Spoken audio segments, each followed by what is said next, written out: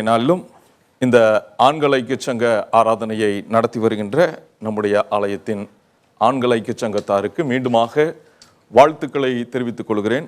அருமையான இந்த வழிபாட்டை பல்வேறு நிலைகளிலே வடிவமைத்து ஒருங்கிணைத்த அதன் பொறுப்பாளர் திரு சுரேஷ் பிச்மணி அவர்களுக்கு திருச்சபையின் சார்பாக வாழ்த்துக்களையும் நன்றிகளையும் தெரிவித்துக் கொள்கிறோம். இன்றைய நாளிலும் இந்த ஆராதனை அருளுரை பஜனை வாயிலாக இருக்கும். அந்த பஜனையை நம்முடைய ஆலயத்தை சார்ந்த ஜெசுதாஸ் ஐயா மற்றும் குழுவினர்கள் அதை நடத்திருக்கிறார்கள். அவர்களையும் திருச்சபையின் சார்பாக நாங்கள் வாழ்த்துகின்றோம்.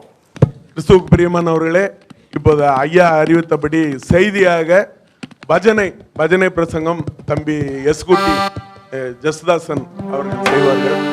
இந்த பஜனைங்கிறது ஒரு அதாவது ஒரு ஏர்லி 19th செஞ்சுரியில் அப்போ பைபிள் நிறையா கிடையாது, எலக்ட்ரிசிட்டி கிடையாது. நம்ம ஊர் பக்கத்தில் ஹார்மோனியமும் ஒரு பெட்டர் மார்க்ஸ் லைட் வச்சு முதல்ல எனக்கு தெரிஞ்சு கொஞ்சம் ஐயர்வாள் பிறகு சில இண்டிவிஜுவல்ஸ் பாட்டு மூலமாக கடவுளுடைய செய்தியை கூறுவாங்க. இப்போ நம்ம டெக்னாலஜியுடைய அட்வான்ஸ்மெண்ட் காரணமாக எல்லாம் டிஜிட்டல் ஆனதுனால இப்போ இதை மாதிரி ஒரு கலைகள்லாம் அருவி போயிடுச்சு. எஸ்குட்டிகிட்ட பேசிகிட்டு இருக்கும்போது சொன்னால் 2006லையும் 2008லையும் நம்ம சர்ச்சில் பண்ணியிருக்கிறதா இப்போ ஒரு 14 வருஷம் கழிச்சு பண்ண போகிறாப்புல. ரசியுங்கள். அதில் ஏதாவது குறை இருந்தால் என்கிட்ட தனியாக சொல்லுங்கள், நிறை இருந்தால் எஸ்குட்டிகிட்ட சொல்லுங்கள். நன்றி.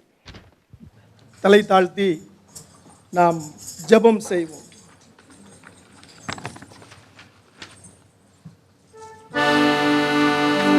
ஆதரையில்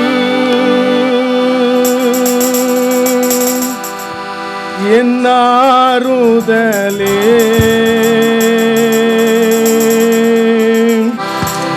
அன்பருக்கு சதாபுரவே ஆதரையில் என்னாருதலே அன்பருக்கு சதாபுரவே தேவையர்க்கு பேரறிவே பேரையர்க்கு பேரறிவே பாதைமை ஜீவத்தர் முருகே பாதைமை ஜீவத்தர் முருகே பாதுமையா போதகரே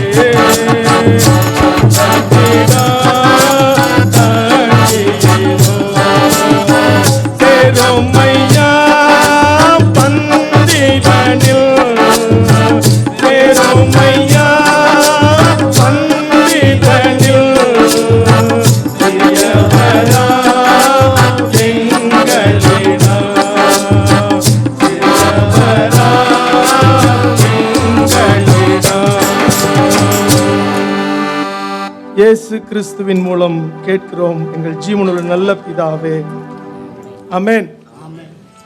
கிறிஸ்துவுக்குள் பிரியமானவர்களே, கடந்த வார ஆராதனையிலே ஆலயத்தை குறித்து நாம் தியானித்தோம். முத்தான தியான வசனங்களை நாம் பார்த்தோம். ஆலயத்திற்கு ஏன் வருகிறோம்?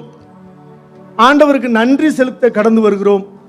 அதோடு மட்டுமல்லாமல் இந்த ஆலயத்திலே நாம் ஒவ்வொரு நாளும் ஒவ்வொரு வாரமும் செதுக்கப்படுவதற்காக வருகிறோம் என்பதை நம்முடைய போதக பிதா அவர்கள் தெளிவாக நமக்கு கற்றுக் கொடுத்தார்கள்.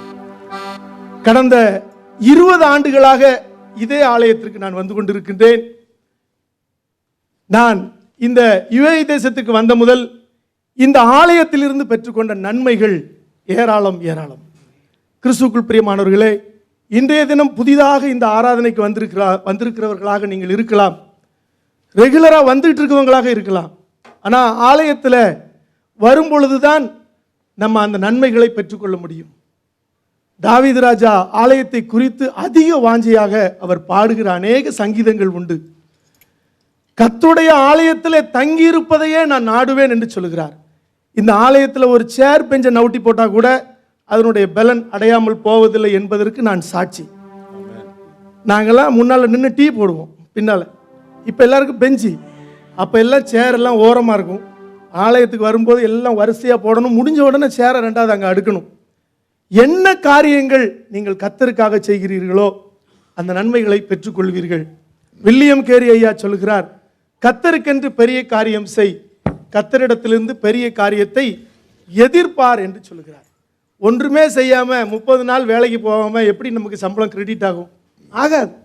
நம்முடைய வாழ்க்கையில் ஆசீர்வாதங்களும் சமாதானமும் நன்மைகளும் எப்பொழுது கிரெடிட் ஆகும் என்றால் நாம் கர்த்தருக்கு நன்றி உள்ளவர்களாக. ஐஸ்வர்ய சம்பந்தர் என்று கர்த்தரை குறித்து வேதம் சொல்கிறது. நாம் கொடுக்கின்ற செல்வங்கள் கொடுத்து விட்டால் நம்முடைய கடன் முடிந்ததாக அல்ல. ஆண்டவர் நமக்கு தந்திருக்கின்ற எல்லா அவயங்களும் ஆண்டவரை துதித்து பாட வேண்டும். அதை உணர்ந்தவர்களாய் இந்த பாடலில் நிறைய பழைய பாடல்கள் இருக்கும், என்னோடு இணைந்து பாடுங்கள். அநேக கேள்விகள் இருக்கும், தயவு செய்து நீங்கள் யாரும் வெட்கப்படாதீங்க, எழுந்து பதில்களை சொல்லுங்கள். கர்த்தர் உங்களையும் உங்கள் குடும்பங்களையும் ஆசீர்வதிப்பாராக. ஐயனே உமது திருவடிகளுக்கே 1000 தரம் மெய்யனே உமது தயைகளை அடியே பரிச்சயமாசம். மெய்யனே உமது தயைகளை அடியே பரிச்சயமாசம்.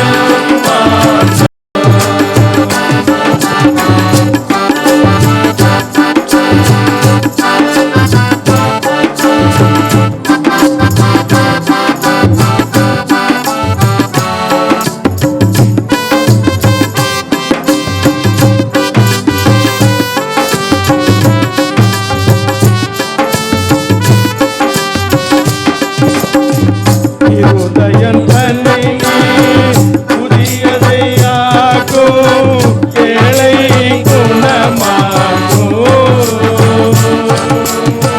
கருணையாய் என்னை உமதகமாக்கி கண்மமெல்லாம் போக்கும். கருணையாய் என்னை உமதகமாக்கி கண்மமெல்லாம் போக்கும்.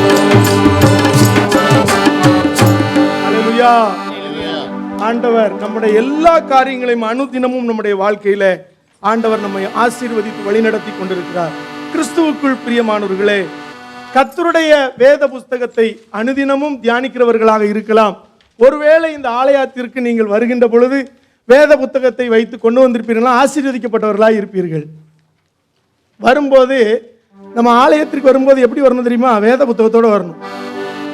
என்னோடு 20 ஆண்டுகள் இந்த துபாய் தேசத்தில் பயணித்து கொண்டிருப்பது இந்த வேதாகமம் தான். இந்த வேதாகமத்தை நான் படித்து முடிக்கும் போது 4 வருஷம் ஆச்சு. இதே வேதாகமத்தை தான் நான் வரும்போது எனக்கு ஜெபம் பண்ணி வீட்டில் கொடுத்து விட்டாங்க. இப்பவும் என் கையில் தான் இருக்கு. ஒவ்வொரு முறை வெக்கேஷனுக்கு போகும்போது என் கூட தான் வரும், திரும்ப வரும்போது என் கூட தான் வரும். ஏன்னா இதை விட்டு பிரியலணும். ஏன்னா இந்த வேதம் அவ்வளவு பொக்கிஷம். சுரேசனை சொன்னாங்க பார்த்தீங்களா, அந்த காலத்தில் வேதங்கள் யாருக்கும் கிடைக்கல. ஒரு ஆள்கிட்ட தான் பைபிள் இருக்கும். வேதங்கள் அச்சடிக்கப்படவில்லை. கிறிஸ்துவுக்குள் பிரியமானவர்களே, இதை நாம் எத்தனை பேர் அனுதினமும் பிரட்டுகிறோம்? நீங்கள் அனுதினமும் பிரட்டுகின்ற பொழுது உங்கள் வாழ்க்கை மாறும். உங்கள் வாழ்க்கையில் கவலைகள் மாறும், கஷ்டங்கள் மாறும். கர்த்தர் அனுதினமும் உங்களோடு பேசுவார். இதை உணர்ந்தவனாய் நான் சொல்லிக் கொண்டிருக்கிறேன். இதை அனுபவித்தவனாய் உங்களோடு நான் சொல்லிக் கொண்டிருக்கிறேன். இந்த நாளிலும் கூட நான் ஒரு கேள்வியோடு இந்த பஜனை பிரசங்கத்தை நான் தொடங்க வாஞ்சிக்கிறேன். நம்ம வரும்போது நிறைய பயபக்தியோட வருவோம். வசனங்களை எனக்கு நிறைய டான்டான் அடிப்போம். இருப்பிடத்தை சொன்னா போதும் வசனங்கள் நம்ம என்ன செஞ்சிருவோம், சொல்லிடுவோம். தேறினவர்களாய் நாம் இருக்கிறோம், என்னையும் சேர்த்து தான் சொல்றேன். ஆனா இந்த வசனங்களை சொல்லுகின்ற பொழுதும் கவனம் தேவை. ஏதோ இடத்துல நின்று வசனத்தை என்ன செஞ்சிடக்கூடாது, சொல்லிடக்கூடாது. மாறி போனாலும் பிரச்சனை தான். அருமையான 2 சகோதரிகள் இருந்தார்கள் கிறிஸ்துவுக்குள் பிரியமானவர்களே. 2 பேரும் ரொம்ப சிநேகிதிகள். எப்படி இருப்பாங்கன்னு தெரியுங்களா? அப்போ அவங்க ஹாஸ்டலில் தங்கி இருக்கும் பொழுது எப்பவுமே அவள் பயப்படுவாளாம். ரொம்ப பயம், எதுக்கு எடுத்தாலும் பயம். அப்போ இன்னொரு சகோதரி சொல்லுவாளாம், எதுக்கும் பயப்படாத, ஏன் எப்போ பார்த்தாலும் நடுங்கிட்டே இருக்க அப்படின்னு. உடனே இல்லை பிள்ளை, உனக்கு என்ன செய்ய போகுது, அடுத்த வாரம் கல்யாணம். எனக்கும் இந்த கல்யாணம் வந்தா என்ன செய்யும், என்னதான் செய்யும், வந்து ஆகும். அதை நினைத்தாலே எனக்கு என்ன செய்ய போகுது, பயமா இருக்கிறது அப்படின்னாலும் உடனே இந்த சகோதரி சொன்னாலாம், எதற்கும் கவலைப்படாத, எல்லாம் கர்த்தர் சகலத்தையும் அதினதின் காலத்தில் என்ன செய்வாரு, நேர்த்தியாய் நடத்துவார் சொன்னார். அப்போ இந்த சகோதரிக்கு திருமணம் முடிந்து இவர்கள் பிரிந்து சென்றார்கள். இந்த சகோதரி தூர இடத்துல இருக்கிறாள். அந்த பயப்படுகின்ற சகோதரிக்கு திருமணம் வருகிறது. இந்த திருமணத்திற்கு இவளால் போக முடியவில்லை.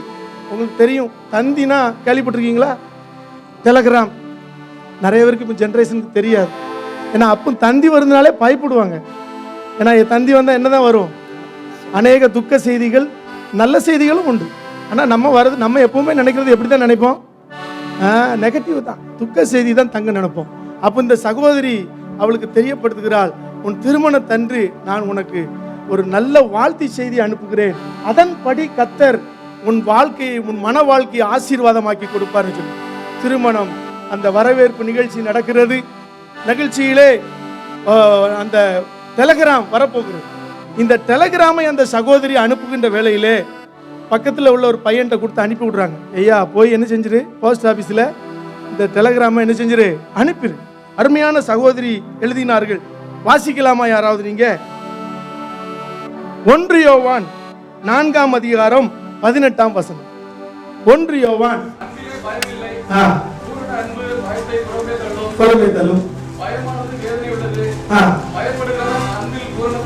பூரணப்பட்டவன் அல்ல. அழகான வசனம் பாத்தீங்களா? இந்த வசனத்தை கேட்கும் போது எல்லா பயமும் ஓடி. அதே மாதிரி இந்த டெலகிராம் அனுப்ப போன பையன் அந்த லெட்டரை கொண்டு கொடுக்குறான். 1 யோவான் 4ஆம் அதிகாரம் 18ஆம் வசனம். அப்ப டெலகிராம் அடிக்கிற அந்த மாஸ்டர் சொல்றாரு, தம்பி ஒரு எழுத்து குறைச்சா உனக்கு இந்த நீ தந்திருக்கிற பைசாக்கு என்ன செய்யலாம், தந்தி அனுப்பலாம், இல்ல நீ ரிட்டர்ன் தான் போகணும். இவன் சைக்கிள் எடுத்துட்டு எவ்வளவு தூரம் போகணும்? அப்ப இவன் சொல்றான், இவன் பார்த்துட்டே இருந்தான், மாஸ்டர் அந்த முன்னால இருக்க ஒண்ணு என்ன செஞ்சிருங்க, தூக்கிருங்க அப்படின்ட்டான். தைரியமா சொல்லிட்டான். மாஸ்டர் முதல்ல இருக்க 1 யோவான்ல 1 எடுத்தாச்சு. வசனம் போகுது, யோவான் 4:18. வாசிக்கலாமா? எப்படி எனில் உனக்கு 5 புருஷர்கள் இருந்தார்கள், இப்பொழுது இருக்கிறவன் உனக்கு. இதை கேட்டவன அந்த கல்யாண வீடு எப்படி இருக்கும் பார்த்திருக்கீங்களா? கிறிஸ்துவுக்குள் பிரியமானவர்களே, வேதத்தை சொல்கின்ற பொழுதும் இருப்பிடத்தை எடுக்கின்ற பொழுதும் நாம் ஜாக்கிரதையோடு அதை பயன்படுத்த அழைக்கப்படுகிறோம். இந்த நாளிலும் கர்த்தர் நம்மோடு இடைப்படுவாராக. நாம் வேதத்திலே ஒரு வசனத்தை வாசிப்போம். மல்கியா தீர்க்கதரிசியின் புஸ்தகம் 3ஆம் அதிகாரம் 16ஆம் வசனம். மல்கியா தீர்க்கதரிசியின் புஸ்தகம் 3:16. அப்பொழுது கர்த்தருக்கு பயந்தவர்கள் ஒருவரோடு ஒருவர் பேசிக் கொள்வார்கள், கர்த்தர் கவனித்து கேட்பார். போதும் சிஸ்டர், ரொம்ப நன்றி. இந்த ஆலயத்திற்கு வந்திருக்கிறவர்கள் கர்த்தரை தேடி வந்திருக்கிறோம். நாம் ஒருவரோடு ஒருவர், நானும் இங்க நிற்கிறேன், நீங்களும் அங்க இருக்கிறீங்க, நம்ம 2 பேரும் பேசிக்கிட்டு இருக்கோம். இதை யார் கேட்கிறார்? இல்லாத வார்த்தைகளை நானும் பேசக்கூடாது, நடக்காதவைகளை நானும் பேசக்கூடாது. இங்கிருந்து பேசுகின்ற காரியங்கள் ஒவ்வொன்றும் யார் கேட்டுட்டு இருக்கா? கர்த்தர். ஆலயத்தில் அப்படிதான் இருக்கணும். நம்ம ஆலயத்தில் எங்க ஊரெல்லாம் கோயில் குட்டியார் இருப்பாரு, அங்கங்க யாரும் ஓடின பார்த்தா மண்டையில ஒரு குட்டை போட்டு உட்கார வைப்பாரு, யாருமே கேட்க முடியாது, பேரண்ட்ஸ் எல்லாம். அதே மாதிரி ஆலயம்னா அப்படிதான் இருக்கணும். எங்க அம்மா சொல்லுவாங்க, இந்த இடத்த விட்டு முடியாம நீ எந்திரிச்சு என்ன செஞ்சிடக்கூடாது என்கிட்ட. ஆலயத்தில் சின்ன பிள்ளைங்க எங்க தெரியுமா உட்காரும்? ஊர்ல ஃப்ரெண்ட், லேடிஸ் பக்கம் பிள்ளைங்க இங்க தான் இருக்கணும். வளர்ந்த பிறகுதான் என்ன செஞ்சுக்கலாம், அவங்க என்ன செஞ்சுக்கலாம், போய்க்கலாம். கர்த்தருடைய ஆலயம், கர்த்தர் அதை கவனித்து கேட்பார். கிறிஸ்துவுக்குள் பிரியமானவர்களே, இந்த நாளிலும் அந்த வசனத்துல இறுதியா நம்ம பார்க்கும்போது, கர்த்தருக்கு பயந்தவர்களுக்காகவும், கர்த்தருக்கு உங்களுக்காகவும் எனக்காகவும் ஞாபக புஸ்தகம் ஒன்று அவருக்கு முன்பாக என்ன செய்யப்படுதான், recorded. AGM minutes, committee meeting, அபிஷியலா நமக்கு நடக்கக்கூடிய எல்லாம் என்ன செய்யும், ரெக்கார்ட். எவ்வளவு நாளாலும் அந்த ரெக்கார்டுன்னு சொல்லி பார்ப்போம், அப்படி தானே? அதே மாதிரி இங்க பேசுற காரியங்கள், உங்களை பத்தி என்ன பத்தி எல்லாம் என்னது, ரெக்கார்ட். அது என்ன தெரியுமா, ஞாபக புஸ்தகம். இந்த புஸ்தகத்துக்கும் இன்று நாம் தியானிக்கிற இருக்கிற பகுதிக்கும் ஒரு தொடர்பு இருக்கிறது. கிறிஸ்துவுக்குள் பிரியமானவர்களே, முதலாவது வேதத்தை அதிகமாக நேசிப்பவர்கள் சார்ஜா மக்கள். வேதத்தை அதிகமாக இப்ப கூட இன்னைக்கு கூட பார்த்தா சின்ன பிள்ளைங்களுக்கு கூட குயிஸ், லேடிஸுக்கு குயிஸ், ஆண்களுக்கு குயிஸ், ஆண்களுக்கு மனப்பாடம். ஐயா வந்து நடந்தது. அதனால இப்படி பல காரியங்கள் நமக்கு நடந்துகிட்டு இருக்கு. ஒரு கேள்வியை உங்களுக்கு நான் கேட்க விரும்புகிறேன். யாருனாலும் சொல்லலாம், ஆனால் பதில் சொன்னவங்க தயவு செய்து நான் கூப்பிடும்போது சீக்கிரம் வந்துருங்க. நம்ம சீக்கிரமா என்ன செஞ்சிடணும், முடிச்சிடணும். புதிய ஏற்பாட்டு புஸ்தகத்திலே நம்முடைய ஆண்டவர் ஆபிரகாம் ஐயாவுடைய ஜெனரேஷன்ல இருந்து எத்தனாவது தலைமுறை? 42வது தலைமுறை. கிறிஸ்துவுக்குள் பிரியமானவர்களே, 14-14ஆக 3 குறிப்புகள் காணப்படும். மொத்தம் 42 தலைமுறைகளை தாண்டி நம் ஆண்டவராகிய இயேசு கிறிஸ்து இந்த உலகத்தில் பிறந்தார். அக்கா வாங்க.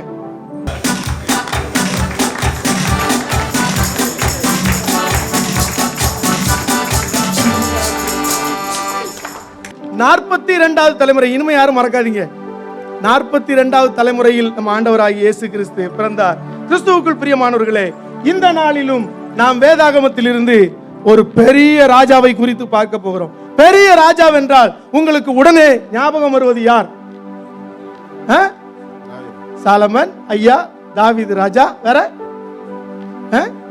இயேசு கிறிஸ்து, அவர் பெரிய யார்? ராஜாதி ராஜா. வேதாகமத்திலே ஒரு ராஜாவை குறித்து நம்ம பார்க்கிறோம், மிகப்பெரிய ராஜா. Very good. அந்த ராஜா தான் ஆகாஸ்வேரு. அன்பாக்க வாங்க. இந்த ராஜா தான் 127 நாடுகளை ஆண்ட ராஜா. அந்த ராஜாவை குறித்து நாம் இந்த நாளிலும் அவர்களுக்குள்ளே நடந்த, அவருடைய ஆட்சி காலத்திலே நடந்த காரியங்களை நாம் இப்பொழுது தியானிக்க போகிறோம். இந்து தேசம் தொடங்கி எத்தியோப்பியா வரைக்கும் ஆண்டு வந்த ராஜா தானுங்க. தேசம் எங்கும் தன் புகழை எப்போதுமே நாட்டிய திறமையோடு ஆண்டு வந்தாருங்க. இந்து தேசம் தொடங்கி எத்தியோப்பியா வரைக்கும் ஆண்டு வந்த ராஜா தானுங்க. தேசம் எங்கும் தன் புகழை எப்போதுமே நாட்டிய திறமையோடு ஆண்டு வந்தாருங்க. யார் யார் யார் ராஜா யார்? யார் யார் யார் அந்த ராஜா யார்? அந்த ராஜா தான் ஆகாஸ்வேரு என்கின்ற ஒரு மன்னன்.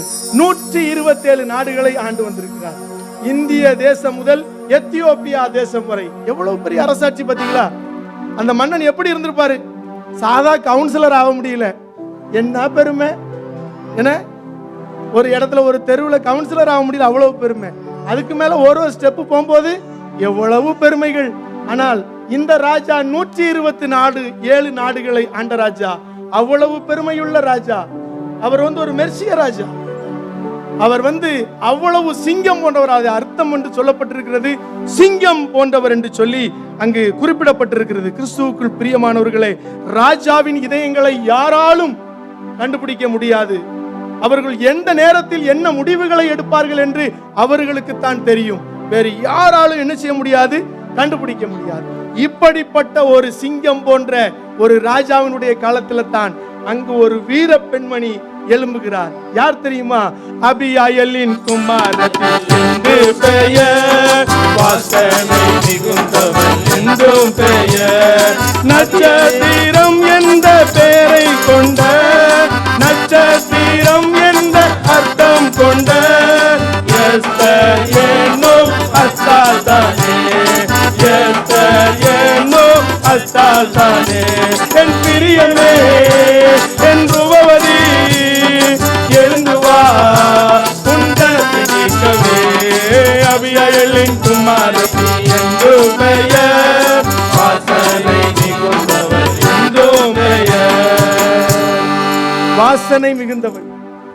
எஸ்தர் ராஜாத்தி என்றால் அத்சால் என்று குறிப்பிடப்பட்டிருக்கிறது. அவ்வளவு பெரிய வீர பெண்மணி. அவருடைய சரித்திரத்தை இந்த நாளிலும் உங்கள் மத்தியிலே வைக்க விரும்புகிறேன். வேதத்தை தியானிக்கிறவர்களா இருக்கலாம். இந்த எஸ்தர் புத்தகத்தை பார்க்கின்ற பொழுது கர்த்தர் என்றும் தேவன் என்றும் எங்கேயும் குறிப்பிடப்பட்டிருக்கிறார். 10 அதிகாரங்களை கொண்ட புஸ்தகம், 167 வசனங்களை உள்ளடக்கிய அந்த புஸ்தகம். எங்குமே தேவனுடைய பெயரோ கர்த்தருடைய பெயரோ அந்த புஸ்தகத்தில் என்ன செய்யப்பட்டிருக்காது, எழுதப்பட்டிருக்கிறது. கிறிஸ்துவுக்குள் பிரியமானவர்களை, இந்த எஸ்தர் புத்தகத்தை எழுதியவர் யார் என்று இதுவரை உறுதி செய்யப்படவில்லை. ஆனால் வேத பாரகனாகிய எஸ்ராவாக இருக்க கூடுமோ என்று வரலாற்று ஆசிரியர்கள் அதை குறிப்பிடுகிறார்கள். இப்படிப்பட்ட இந்த எஸ்தர் ராஜாத்தியை குறித்து இந்த நாளிலே நான் உங்கள் மத்தியிலே வைக்க விரும்புகிறேன். மன்னனாகிய ஆகாஸ்வேரு இந்த சூசான் என்கின்ற அரண்மனையிலே உட்கார்ந்திருக்கிறார். அவருடைய 3 ஆண்டுகால ஆட்சி நடந்து கொண்டிருக்கிறது. இந்த எஸ்தர் புத்தகத்திலே எப்ப பார்த்தாலும் விருந்துதான். எந்த நிகழ்வு நடந்தாலும் அங்க ஒரு விருந்து இருக்கும்.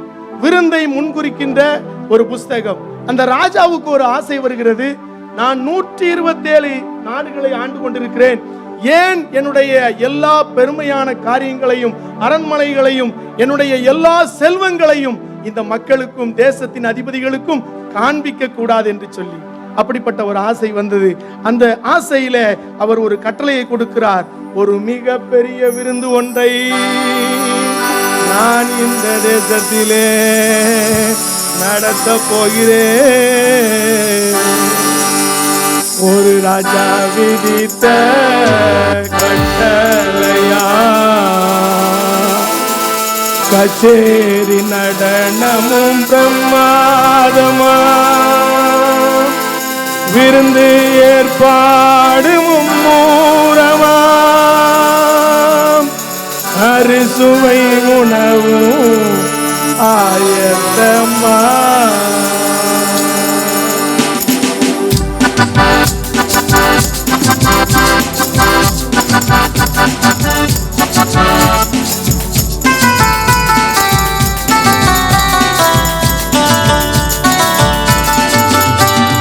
ராஜா விதித்த கட்டளையா, கச்சேரி நடனமும் பிரம்மாதமா, விருந்து ஏற்பாடு மும்மூரமா, அறுசுவை உணவும் ஆயத்தமா, அறுசுவை உணவும் ஆயத்தமா.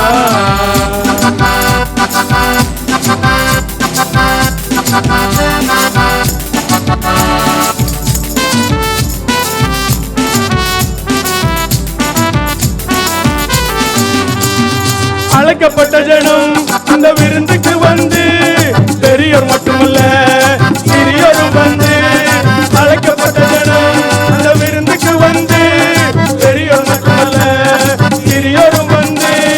முதல் தரமான திராட்சரசத்தை, முதல் தரமான திராட்சரசத்தை பானம் பண்ணி மகிழ்ந்து வந்தாங்க, பானம் பண்ணி மகிழ்ந்து வந்தாங்க. ராஜா விதித்த கட்டளையா, கச்சேரி நடனமும் பிரமாதமா, விருந்து ஏற்பாடு மும்மூரமா, அறுசுவை உணவும் ஆயத்தமா.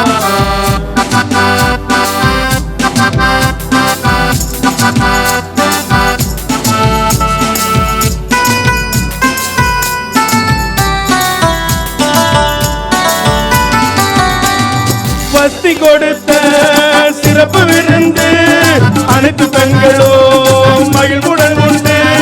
பஸ்தி கொடுத்த சிறப்பு விருந்து அனைத்து பெண்களும் மகிழ்வுடன் உண்டு. அரண்மனை எங்கும் மக்களின் கூட்டம், அரண்மனை எங்கும் மக்களின் கூட்டம். குதூகலம் அடைந்து மகிழ்ந்து சென்றாரே, குதூகலம் அடைந்து மகிழ்ந்து சென்றாரே. ராஜா விதித்த கட்டளையா, கச்சேரி நடனமும் பிரமாதமா, விருந்து ஏற்பாடு மும்மூரமா, அறுசுவை உணவு ஆயத்தமா, அறுசுவை உணவு ஆயத்தமா. அடுத்த கேள்வி, இந்த உணவு, இந்த விருந்து எத்தனை நாட்கள் நடைபெற்றது? வாங்க வாங்க. 6 மாசம் இந்த விருந்து நடைபெற்றது. கிறிஸ்துவுக்குள் பிரியமானவர்களே, 6 மாசம் 180 நாட்கள். எத்தனை நாட்கள்?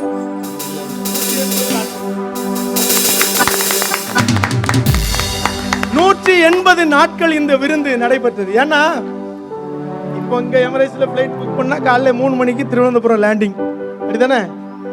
அந்த காலத்துல அப்படி போக முடியாது. இல்ல, ஒண்ணு நடக்கணும், இல்லைன்னா ஓடணும், இல்லைன்னா ஒட்டகத்துல போகணும், இல்லைன்னா என்ன செய்யணும், குதிரையில போகணும். வேற ஒரு வழி கிடையாது. 127 நாட்டுல இருந்து ஆட்கள் வந்து விருந்து உண்டு விட்டு என்ன செய்யணும், திரும்பி அவங்க கண்ட்ரிக்கு என்ன செய்யணும், 180 நாட்கள் நடந்தது. கிறிஸ்துவுக்குள் பிரியமானவர்களே, நான் ஊரில் இருக்கும்போது எங்கள் சர்ச்சில் இருந்த அருமையான அன்பு சகோதரர் வீட்டில் மாசம் மாசம் ஜெபக்கூட்டம் வச்சிருக்காரு. எப்படி? மாசம் மாசம் ஜெபக்கூட்டம். ஐயா வந்து கரெக்டாக அந்த வாரத்தில் அனௌன்ஸ்மெண்ட் கொடுக்க வரும்போது சொல்லுவேன், ஏன்னா உங்கள் வீட்டில் இந்த மாதம் ஜெபக்கூட்டம் தானே அப்படின்னு நானே கேட்டுருவேன். ஏன்னா ஐயா வந்து நிற்க தானே செய்தார், அதுக்குள்ளேயும் உனக்கு என்ன அவசரம்? இல்லை, எனக்கு தெரியும் மாதம் மாதம் கரெக்டாக வச்சிருதில்ல அப்படின்னு. சும்மா கிடலை. அந்த ஒரு நாள் தான் வீட்டையே கொண்டாட்டி என்ன செய்தா? க்ளீன் பண்ணுதா. ஏன் தெரியுமா?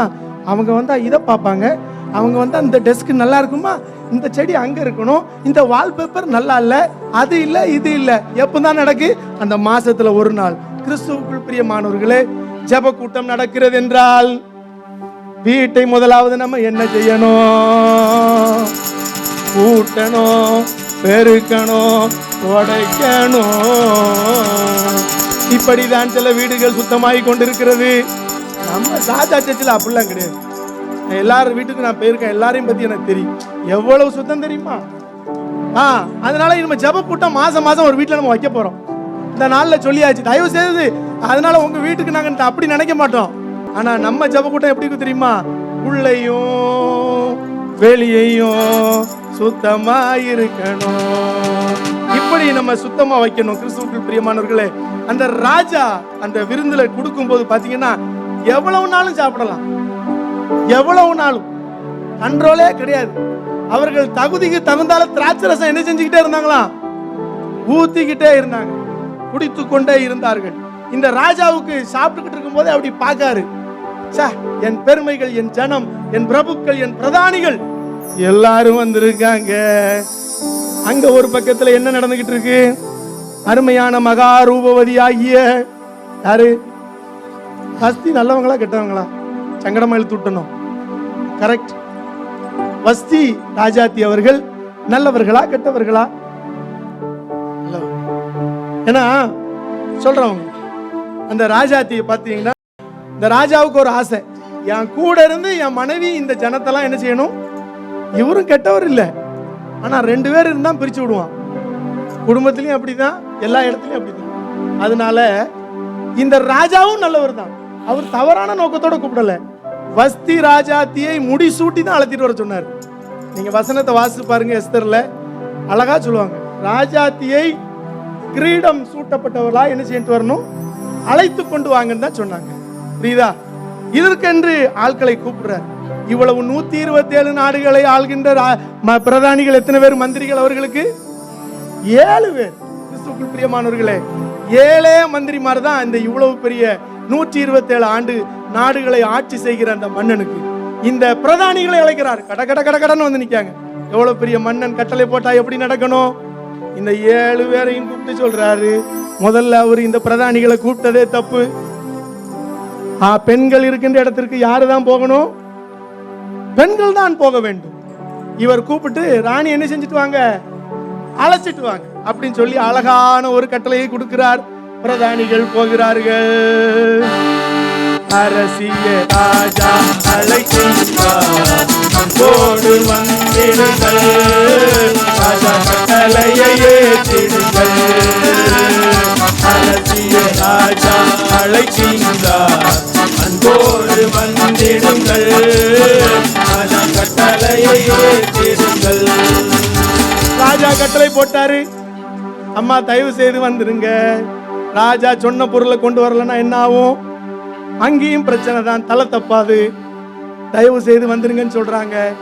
இதை கேட்ட உடனே வேற மறு உத்தரவு ஒண்ணு சொல்றாங்க பாருங்க.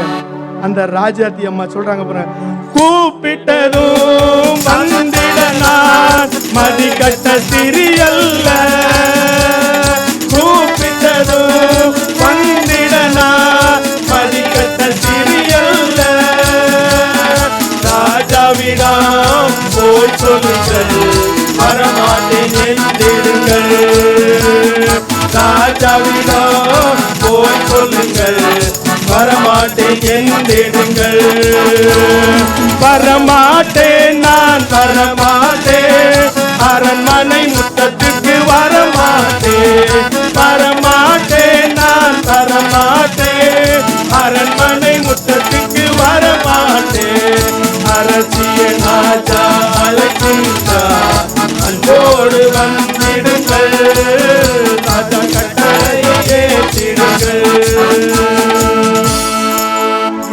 பிரதான மந்திரிகளும் வந்தாச்சங்க. ராஜா முன்பு வந்து நடுங்கி கொண்டு நின்று கொண்டு இருக்கிறாங்க. ராஜா ராஜாத்தி வரமாட்டேன் என்று சொல்லிவிட்டார்கள். சொன்ன உடனே ராஜாவுக்கு மத்தியில எப்படியும் நிறைய பேர் இருந்திருப்பாங்க. அந்த ஜனங்கள் மத்தியில, பிரபுக்கள் மத்தியில இந்த செய்தியை ராஜா கேட்கும் பொழுது ஆட்டோமேட்டிக்கா கோபம் அவர்களுக்குள்ள என்ன செய்தது வந்துட்டு. அது சாதாரண கோபம் இல்லை, பாத்துங்க, மூர்க்க வெறி கொண்டு அவருக்குள்ள அப்படிப்பட்டதான அந்த ராஜாவுக்கு கோபம் வந்துட்டு. உடனே வந்து அவர் சொல்றாரு, இந்த வஸ்தி ராணிக்கு என்ன செய்யப்பட வேண்டும் என்று தன்னுடைய குடும்ப பிரச்சனையை எங்க கொண்டு வராரு? சபைக்கு கொண்டு வருகிறார். கிறிஸ்துவுக்குள் பிரியமானவர்களே, இப்படிதான் குடும்பங்களிலே அநேக சலசலப்புகள், பிரச்சனைகள். அப்படிதான் ஒரு கேள்வியை நான் ஒரு இடத்துல கேட்டேன். கணவன் மனைவிக்குள்ளே சண்டை இல்லாத தம்பதிகள் இருந்தால் கை தூக்குங்க அப்படின்னு. இங்க தூக்குங்க பாப்போம். கணவன் மனைவிக்குள்ளே சண்டை இல்லாத தம்பதிகள் இருக்கிறீர்கள் என்றால் கை தூக்குங்கள். உண்மையில நீங்க தூக்கி இருந்தீங்கன்னா சங்கடமான நிலைமைக்கு போயிருக்கும்.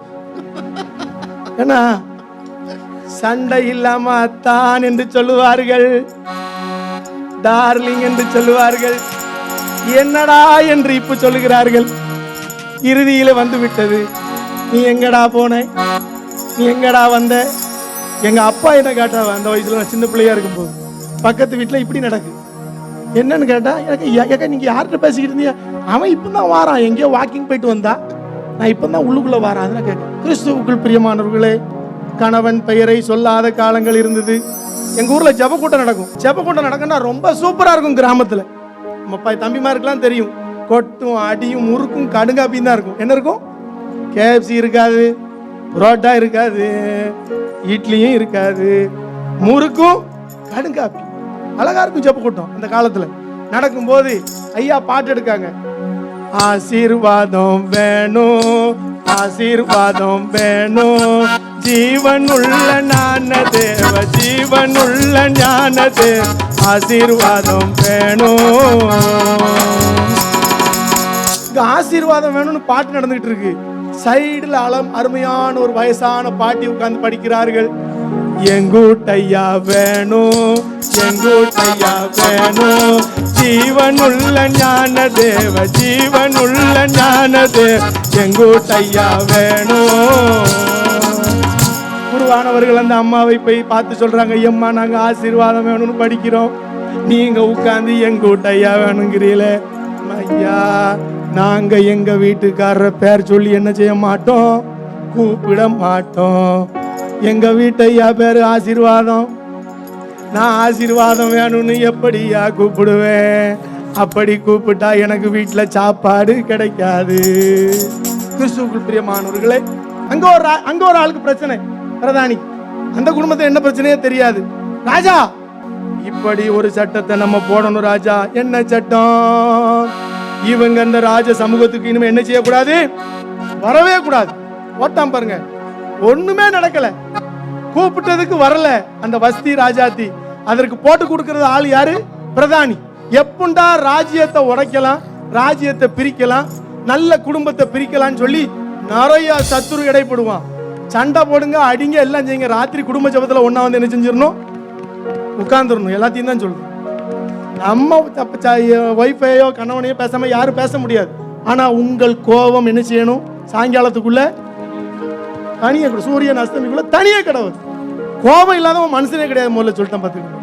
கோபம் எல்லாரும் வரும், ஆனால் அது சாயங்காலத்துக்குள்ள நம்ம என்ன, கணவன் மனைவிக்குள்ள மூணாவது ஆள் உள்ள வரக்கூடாது.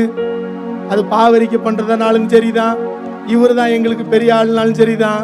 அந்த ஆட்களை நம்ம என்ன செய்யக்கூடாது, விடவே கூடாது. அதற்கு உதாரணமாக தான் எத்தனையோ ஆண்டுகளுக்கு முன்னால கிமு 465க்கு முன்னாடியே இந்த ராஜாத்தி வாழ்க்கையில நடந்தது. ராஜா சொல்றாரு, அப்போ என்னையா செய்யறது, இன்னும் வரக்கூடாது ராஜா அப்படிங்கிற ஒரு கட்டளையை போட்டு அங்க என்ன செய்யறாரு பாத்தீங்கன்னா, இந்த வஸ்தி இனி ராஜ பாரத்திலிருந்து தள்ளப்படுகிறாள் என்று சொல்லி ஒரு கட்டளையை போட்டார். ராஜஸ்திரியின் அந்த கிரீடம் பறிக்கப்பட்டு விட்டது. அப்போ போடுறான் பாருங்க அந்த மெகுமான்கிறவன் ஒரு சட்டம். இயற்றப்பட்டதாம் சட்டம் அவை தண்ணிலே, எல்லா தேசம் எங்கும் பரவிடவே, பல பாசையில் பல எழுத்தில், பல பாசையில்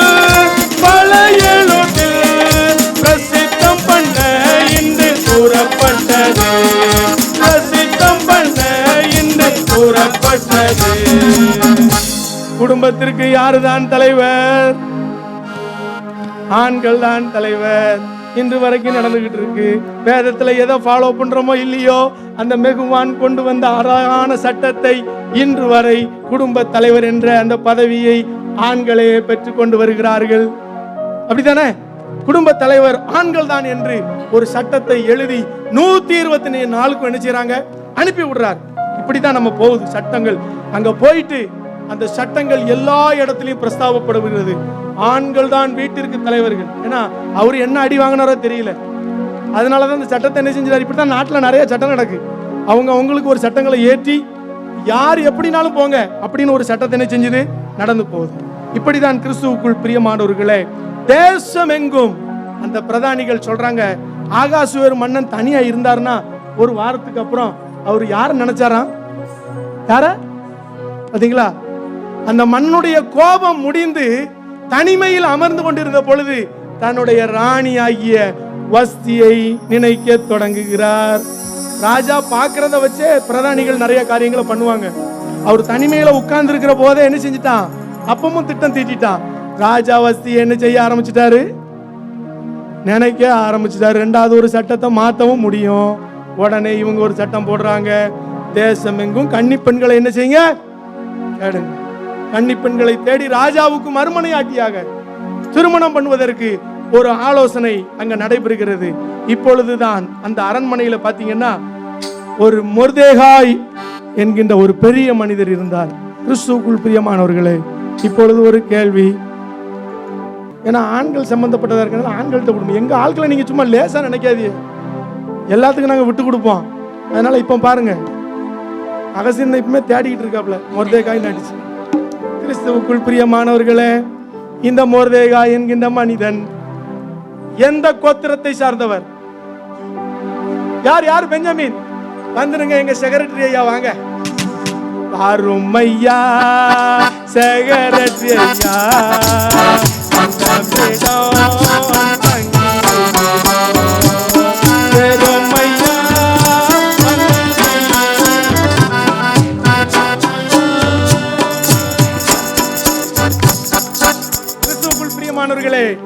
பென்யமின் கோத்திரத்தை சேர்ந்தவர் தான் யார்? இந்த மொர்தேகாய் என்கின்ற அருமையான தேவ மனிதர். கிறிஸ்துவுக்குள் பிரியமானவர்களே, அடுத்த ஒரு கேள்வியும் கேட்டுறேன். அடுத்த கேள்வி கேட்பேன், தயவு செய்து எஞ்சின்னு பதில் சொல்லணும். தைரியமா உங்களுடைய 4 ஜெனரேஷன்கள் பேரை சொல்லுங்க பாப்போம். யாராவது அப்பா பேரு, தாத்தா பேரு, கூட்டம் பேரு, ஓட்டம் பேரு யார் சொல்லுவா? அப்பா பேரு சொல்லிடுவோம், தாத்தா பேரை கட்சப்பத்தாவது சொல்லிடுவோம், கூட்டம் பேரை சொல்லுங்க, ஓட்டம் பேரை சொல்லுங்க. என்ன சொல்லுங்கண்ணே? சொல்லுங்கண்ணே. அப்பா பேரு கிளீட்டஸ், தாத்தா பேரு நேசமணிகன், தாத்தாவுக்கு அப்பா பேரு வந்து மூக்குப்பேரி. மூக்குப்பேரி. வாங்க வாங்க, நீங்க வந்துருங்க போதும்.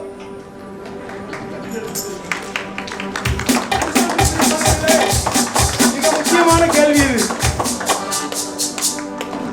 மிக முக்கியமான. பெரிய நம்ம படிக்கிற காலத்துல அக்பரை பத்தி, தாஜ்மஹால் எல்லாத்தையும் பத்தி நம்ம சொல்லி கொடுப்போம். நம்ம பிள்ளைகளுக்கு நீங்களும் நானும் அப்படிதான். நம்ம அடுத்தால ஒரு 3 ஜெனரேஷன் தான் நம்மளை ஏசாசுனா யாருன்னு கேட்க கூடாது. கிறிஸ்துவுக்குள் பிரியமானவர்களே, கரெக்டா இருங்க. உங்க அப்பா பேரை சொல்லி கொடுத்துருவோம். பிள்ளைகிட்ட போய் இது யாருன்னு கேட்டாவன்னு சொல்லுதான், இது எங்க அப்பாவோடைய அப்பா, பேரு தெரிய மாட்டுக்கு. நிறைய பேர் கல்லறையிலையும் வைக்கிறது கிடையாது. இப்போ அங்கேயாவது போய் பார்க்கலாம் நினைச்சா கல்லறையை தோண்ட வேண்டி இருக்கு. கிறிஸ்துவுக்குள் பிரியமானவர்களே, நம்ம ஜெனரேஷன், உங்க ஜெனரேஷன், நீங்க சொல்லி கொடுக்கலன்னா நான் வந்து சொல்லி கொடுக்க முடியாது. ஆலயத்தில் இருக்கிற குருவானவர் ஐயா, எங்க போதக பிதா ஐயாவும் சொல்லி கொடுக்க முடியாது. வேதத்தை கரைச்சி குடிக்கிறோம், சொந்த குடும்பத்தை விட்டுறோம். குடும்பத்தை சரியா நடத்தாதவன் எதை நடத்தக்கூடாது? சபையை நடத்தக்கூடாது. கிறிஸ்துவுக்குள் பிரியமானவர்களே, ஜெனரேஷன் மிகவும் முக்கியமானது. வேதாகமத்தில் நீங்க பாத்தீங்கன்னா ஒரு சின்ன மனிதனை குறிப்பிட வேண்டும் என்றாலும் முன்னோர்களுடைய பெயரை சொல்லி இவருடைய குமாரன் இந்த மொர்தேகாய் ஐயாவை பார்க்கும்போது பென்யமின் கோத்திரத்தில் கீசினுடைய குமாரன் சீமேயினுடைய புத்திரன் ஆகிய யாவீரின் குமாரன் தான் இந்த மொர்தேகாய் என்று அழகாக குறிப்பிடப்பட்டிருக்கிறது. இந்த மொர்தேகாய் பார்த்தீங்கன்னா அவ்வளவு நேர்மையான மனிதன். அவருடைய போஸ்டிங் என்ன தெரியுமா? ராணுவ மந்திரி. அவருடைய போஸ்டிங் என்னது? ராணுவ மந்திரி. ராணுவ மந்திரி சரியா இல்லையா? என்ன சவுண்டே வரல? கரெக்டா? கரெக்டா? மொர்தெகாய் பொறுப்பு ராணுவ மந்திரியா? சல்யூட் அடிக்கணும். அந்த நீங்க பாத்திருக்கீங்களா? பெரிய பெரிய ஹோட்டல், இந்த பெரிய பெரிய இதுக்கெல்லாம் போன என்ன புரிச்சு கழிப்பா தானே? புரிச்சு கழிப்பா. அப்புறம் இன்னொன்று சொல்ல, அது பக்கத்தில் ஒன்று இருக்கு, அது பேர் என்னது? புரிச்சாரப்பு. அங்கெல்லாம் போனே டோரை திறந்து விட்டு ஒரு ஆள் வணங்குவார், பார்த்திருக்கீங்களா? அப்படி அந்த மாதிரி வேலை தான். சாதா பட்டாலியன் கூட கிடையாது, உடைவாள் கிடையாது, ஈட்டி கிடையாது, சும்மா உட்கார்ந்துருக்கணும். இந்த வேலையை தான் யார் பார்த்துக்கிட்டு இருந்தா? மொர்தெகாய் ஐயா பார்த்துக்கிட்டு இருந்தாரு. கிறிஸ்துவுக்குள் பிரியமானவர்களே, இந்த நாளிலும் கூட அருமையான எஸ்தர் ராஜாத்தியை அவர் எப்படி வளர்த்தார் தெரியுமா? சரி, இந்த பக்கத்துல இருந்து சிலியாக்கா மட்டும் சொல்லக்கூடாது, அங்க வேற யாரு எல்லாரும் சொல்லிருக்கீங்க நினைக்கிறேன். ஓகே, பாக்கி எல்லாரும் நீங்க சொல்லுங்க. மொர்தெகாய் என்கின்ற பெரியவர் எஸ்தர் ராணிக்கு என்ன முறை செஞ்சுட்டாங்க? வாங்க, சிறிய தகப்பன். அவங்க சொன்ன என்ன தெரியுமா? சிறிய தகப்பன் சொல்லிட்டு அண்ணன் சொல்லிட்டாங்க. வாங்க வாங்க வாங்க வாங்க வாங்க வாங்க. அழகான பதில். எஸ்தர் ராஜாத்திக்கு அண்ணன் முறை மொர்தெகாய் ஐயா.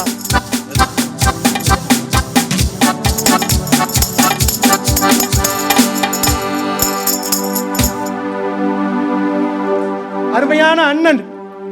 அண்ணன் என்கிறவர் அந்த எஸ்தர் அம்மாவுக்கு ஒரு தந்தையை போல் இருந்தார். நிறைய வீட்டுல மூத்த பிள்ளைங்க வந்து அவ்வளவு கேர் பண்ணுவாங்க, பாத்திருக்கீங்களா? அண்ணன் சொல்றதை கேளு அப்படின்னு அப்பா சொல்வார். ஆனா அப்படிப்பட்ட அண்ணன் அந்த தங்கை ஆகிய அந்த எஸ்தர் ராஜாத்தியை எப்படி வளர்த்தார் தெரியுமா? கீழ்ப்படிதலோடு வளர்த்தார். எப்படி கீழ்ப்படியனுங்கிறதை கற்றுக் கொடுத்தார். தன்னுடைய இனத்தையும் தன்னுடைய ஜனத்தையும் குறித்து சரியாக போதித்து வளர்த்தார். ஜெனரேஷன் சொன்னாங்க பத்தியில அண்ணன், இதே மாதிரி நம்ம யாரு, நம்ம எந்த வழியில வந்திருக்கிறோம், நம்ம அப்பா தாத்தா பாட்டன் ஓட்டன் பேர்லாம் என்னது, எல்லாத்தையும் சொல்லி அழகாக வளர்த்தார். இந்த வளர்ப்பு தான் அந்த எஸ்தர் ராஜாத்தியை அந்த அரண்மனையில இருக்கிற யோகாயின் கையில ஒப்பு கொடுப்பதற்கு ஒரு காரியமா இருந்த. அவ்வளவு உத்தரவாதம். என் தங்கை சரியான இந்த பதவிக்கு சரியானவள் என்று சொல்லி அவர்களை முன்குறித்து அவருடைய கையில கொண்டு ஒப்படைக்கிறார். கிறிஸ்துவுக்குள் பிரியமானவர்களே, இந்த எஸ்தர் ராஜாத்திக்கு என்ன கிடைத்தது தெரியுமா? ராஜ சமூகத்தில் தயையை பெற்று அன்றே சிரசில் ஸ்ரீராம் அணிந்து, ராஜ சமூகத்தில் தயையை பெற்று அன்றே சிரசில் ஸ்ரீராம் அணிந்து, பத்தியின் தாகத்திலே பக்கத்தில் ராஜாத்தியானே,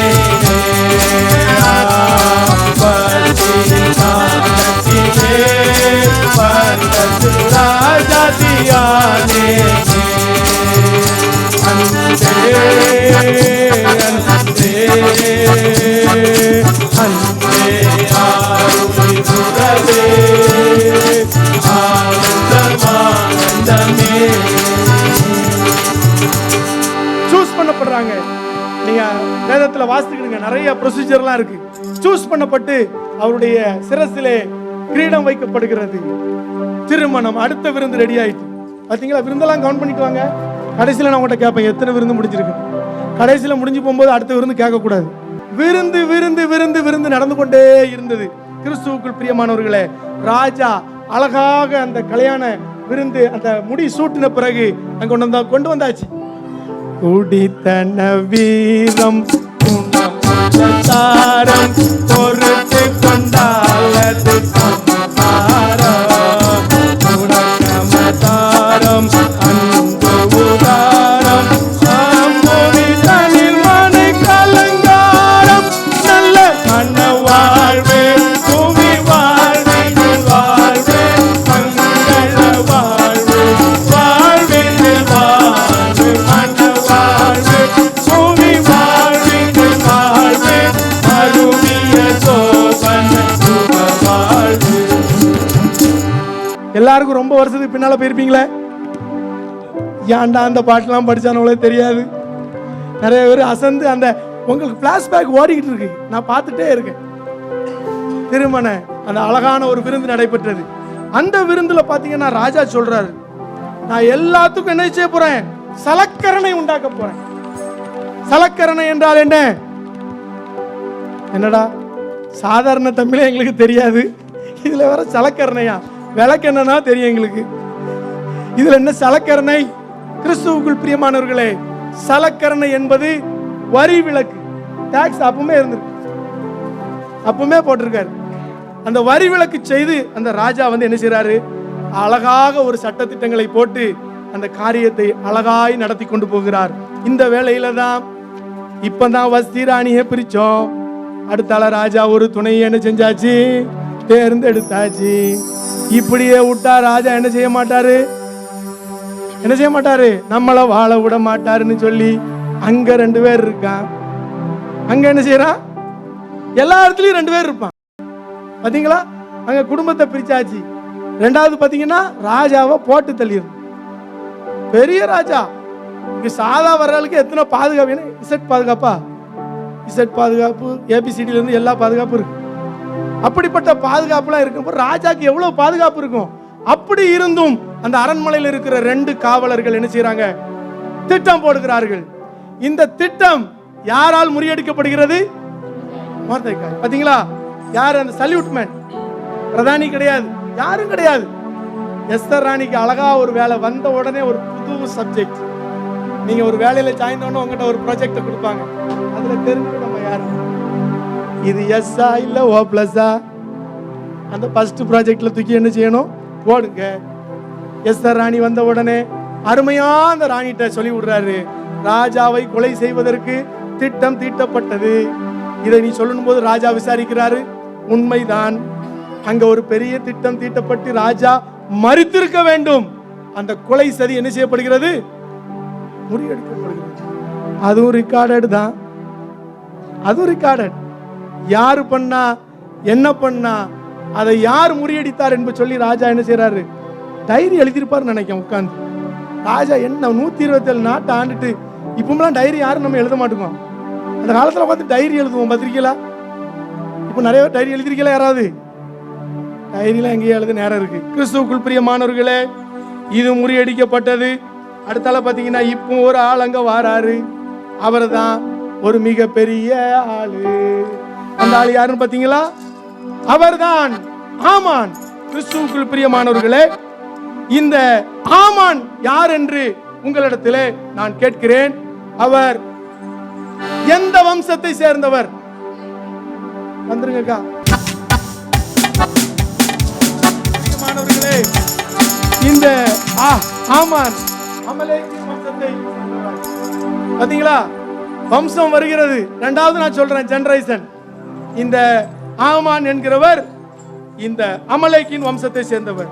யாத்ராகமங்களின் புத்தகம் 17ஆம் அதிகாரம் 14ஆம் வசனத்துல அமலேக்கை நாசம் பண்ணுவேன் என்று சொல்லி கர்த்தர் சொல்லுகிறார். யோசுவாட்ட சொல்றார். 1 சாமுவேல் 15:8 ஆகாகை உயிரோட வைத்த சவுல் ராஜா அங்க அவரை கொல்ற சாமுவேல் தீர்க்கதரிசி. அடுத்தால பாத்தீங்கன்னா ஞாபகம் வைத்து கர்த்தர் அளிப்பாராம். நம்ம ஆண்டவர் சும்மா லேசா நினைக்காதீங்க, இரக்கம் உள்ளவர், கிருபை உள்ளவர். எல்லாத்துக்கும் மேல ஞாபகம் வச்சு நம்மள என்ன செஞ்சிருவாரு? நம்மள இல்ல, ஆண்டவருக்கு விரோதமா போகிறவர்களை, அவருடைய ஜனத்தை தொட்டா அவருக்கு பிடிக்காது. அப்படித்தானே? இஸ்ரவேல் ஜனங்களுக்கு யாரெல்லாம் எதிர்த்து வந்தாலும் பிடிக்காது. கிறிஸ்துவுக்குள் பிரியமானவர்களே, 1 சாமுவேல் 15:32-33 ஆகாகை துண்டித்து போட சாமுவேல் தீர்க்கதரிசி துண்டித்து போட்டு விட்டார். ஒரு தீர்க்கதரிசி. அதுவும் ஞாபகம் புத்தகத்தில் என்ன செஞ்சிருக்கு? எழுதப்பட்டிருக்கிறது. இப்படிதான் பாத்தீங்கன்னா இந்த அமலேக்கின் வம்சம் வந்து கர்த்தரால் வெறுக்கப்பட்ட ஜனம். கர்த்தரால் வெறுக்கப்பட்ட அமலேக்கின் வம்சமான ஆகாகின் வழி வந்த ஆமான் என்னோ அதிகாரி, ஆமான் என்னோ அதிகாரி, அரண்மனையில் ஆமானே பதவி பெருமை அடைந்து விட்டார். ராஜாவால் உயர்த்தப்பட்டு தேசத்தில் 2வது பதவியை பற்றி கொண்ட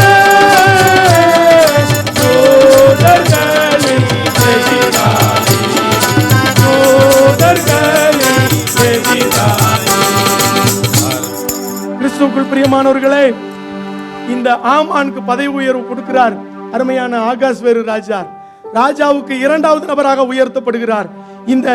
இந்த ஆமான் பாத்தீங்கன்னா அவரை கண்டா எல்லாரும் வணங்கணும், உட்காரணும், உட்கார்ந்துருக்கவங்க எந்திக்கணும். ஆனால் இந்த மொர்தெகாய் ஐயா பாத்தீங்கன்னா சளைச்சவரே கிடையாது. இந்த மொர்தெகாய் ஐயாவுக்கும் ஒரு குணம் உண்டு, பழச நினைச்சு எல்லா காரியத்திலையும் கரெக்டா இருப்பாங்க. அவரும் வணங்க மாட்டார், நீ எல்லாம் வணங்கிட்டு போ, 10 பேர் வந்தாலும் நம்ம ஊர்ல சொல்லுவோம் கூளை கும்பிடு, பார்த்திருக்கீங்களா? அதெல்லாம் கிடையாது. வணங்கலைன்னா வணங்கலை தான், அது நமக்குள்ளது போய்கிட்டே இருக்கணும். அப்படிப்பட்ட ஒரு கேரக்டர்ல வளர்ந்தார். இவர் ராஜாவா இருந்து ராஜா கட்டளை போட்டாலும் சரிதான், நான் என்ன செய்ய மாட்டேன், வணங்க மாட்டேன். ஆமானை வணங்க மாட்டேன், அவன் குலத்தை நினைக்க மாட்டேன், என்னாலும் வணங்க மாட்டேன், என்ன செய்தாலும் வணங்க மாட்டேன், என்னாலும் வணங்க மாட்டேன், என்ன செய்தாலும் வணங்க மாட்டேன். கர்த்தரின் கட்டளை யூதர்களின் எதிரின் கட்டளையை மீற மாட்டேன், கர்த்தரின் கட்டளை யூதர்களின் எதிரின் கட்டளையை மீற மாட்டேன். அரசாணை என்றாலும் ராஜாவை சொன்னாலும் என்றுமே வணங்க மாட்டேன், அரசாணை என்றாலும் ராஜாவை சொன்னாலும் என்றுமே வணங்க மாட்டேன். ஆமான நான் என்ன செய்ய மாட்டேன், வணங்க மாட்டேன். இது அந்த ஆமானுக்கு கோபமாய் இருக்கிறது. அங்கேயும் ஒருத்தன் வர்றா, ஆமான்ட்ட இந்த மொர்தெகாய் மட்டும் உங்களுக்கு எந்திரிச்சு வணக்கம் சொல்ல மாட்டுக்கான், உங்களை வணங்க மாட்டுக்கான் என்று சொல்லி சொல்லுகிறார். இந்த மொர்தெகாய் வந்து அழிப்பது எனக்கு லேசான காரியம். அவன் அமலேக்கின் வம்சம் பார்த்தீங்களா, ஒரு ஆளை பகைன்னா அவனை மட்டும் தான் பார்க்கணும். இந்த ஆமான் அப்படி கிடையாது, இந்த மொர்தெகாயை மட்டும் கிடையாது, அவன் ஒட்டுமொத்த ஜனத்தையும் நான் என்ன செய்வேன், அழிப்பேன் என்று என்ன செய்கிறாரு சொல்றாரு. அவர் ஒரு பெரியது இந்த யூதன் என்று அறிந்ததினால் இந்த யூதர்கள் எங்க இருக்கிறார்களோ அனைவரையும் என்ன செய்யணும், அழிக்கணும் என்று சொல்லி ஒரு திட்டம் போடுறார். அந்த திட்டம் போட்டது மட்டுமல்லாம ராஜாவுக்கு 10,000 தாலந்து என்ன செய்யறாரு, வெள்ளிய கஜானால கொடுக்கறன்னு அப்பமே லஞ்சம். அப்ப ராஜா சொல்றாரு, உன் இஷ்டம் போல செஞ்சுக்கோ, அந்த லஞ்ச பணம் எனக்கு என்ன செய்ய வேண்டாம், வேண்டாம். ஒரு மனிதனுடைய அந்த வணங்காத காரியத்திற்கு அந்த மனிதனுடைய குலம் கோத்திரத்தையே அழிக்க நினைப்பது, இதுதான் கர்த்தருக்கு பிடிக்காத காரியம். இந்த மனிதனுடைய குலம் கோத்திரம் என்றால் ஆண்டவருடைய ஜனங்கள். இந்த அமலேக்கை வெறுத்ததற்கு காரணமே அதுதான். கிறிஸ்துவுக்குள் பிரியமானவர்களே, உடனே ஒரு சட்டம் அங்கே ஏற்றப்பட்டாச்சு. எல்லாரும் என்ன செய்யுங்க, புறப்படுங்கள். யார் தெரியுமா, அப்பவே போஸ்டல் ஆபீஸ்லாம் இருந்திருக்கு. நீங்க புஸ்தகத்தை வாசிக்கினா தெரியும், அஞ்சல்காரர்கள் அழகா குறிப்பிடப்பட்டிருக்கும். அஞ்சற்காரர்களே புறப்படுங்கள், தேசமெங்கும் கொடுத்திடுங்கள், பிரபுவுக்கும் துறைகளுக்கும் தெளிவாக விளக்கிடுங்கள், பிரபுவுக்கும் துறைகளுக்கும் தெளிவாக விளக்கிடுங்கள். இந்த சட்டம் போட்டாச்சு. இந்த சட்டம் போட்டு வீதியில கொட்டப்படுகின்ற பொழுதே மொர்தெகாய் பார்க்கிறாரு, கோவப்படல, தன்னுடைய ஆடையை கிழிக்கிறாரு, ரட்டுடுத்தி கொள்கிறார், சாம்பலை போட்டுக்கொண்டு நகரத்தின் நடுவே நடந்து வருகிறார். என் ஜனத்தை அழிப்பதற்கான ஒரு சட்டம் பிறந்திருக்கிறது என்று சொல்லி அங்கதான் பாத்தீங்கன்னா என்ன சட்டம் என்று அவர் எடுத்து கூறுகிறார். பாதகன் ஆமான் ஏற்றிய சட்டம் யூதர் மேல் வந்ததையோ, ஆதார் மாதம் வந்து நீரை பேச ஆணை தேசத்தில் பிறந்ததையோ, குற்றமும் அழுகையும் குளங்களும் நினைந்து தேசம் எல்லாம் கேட்குதே,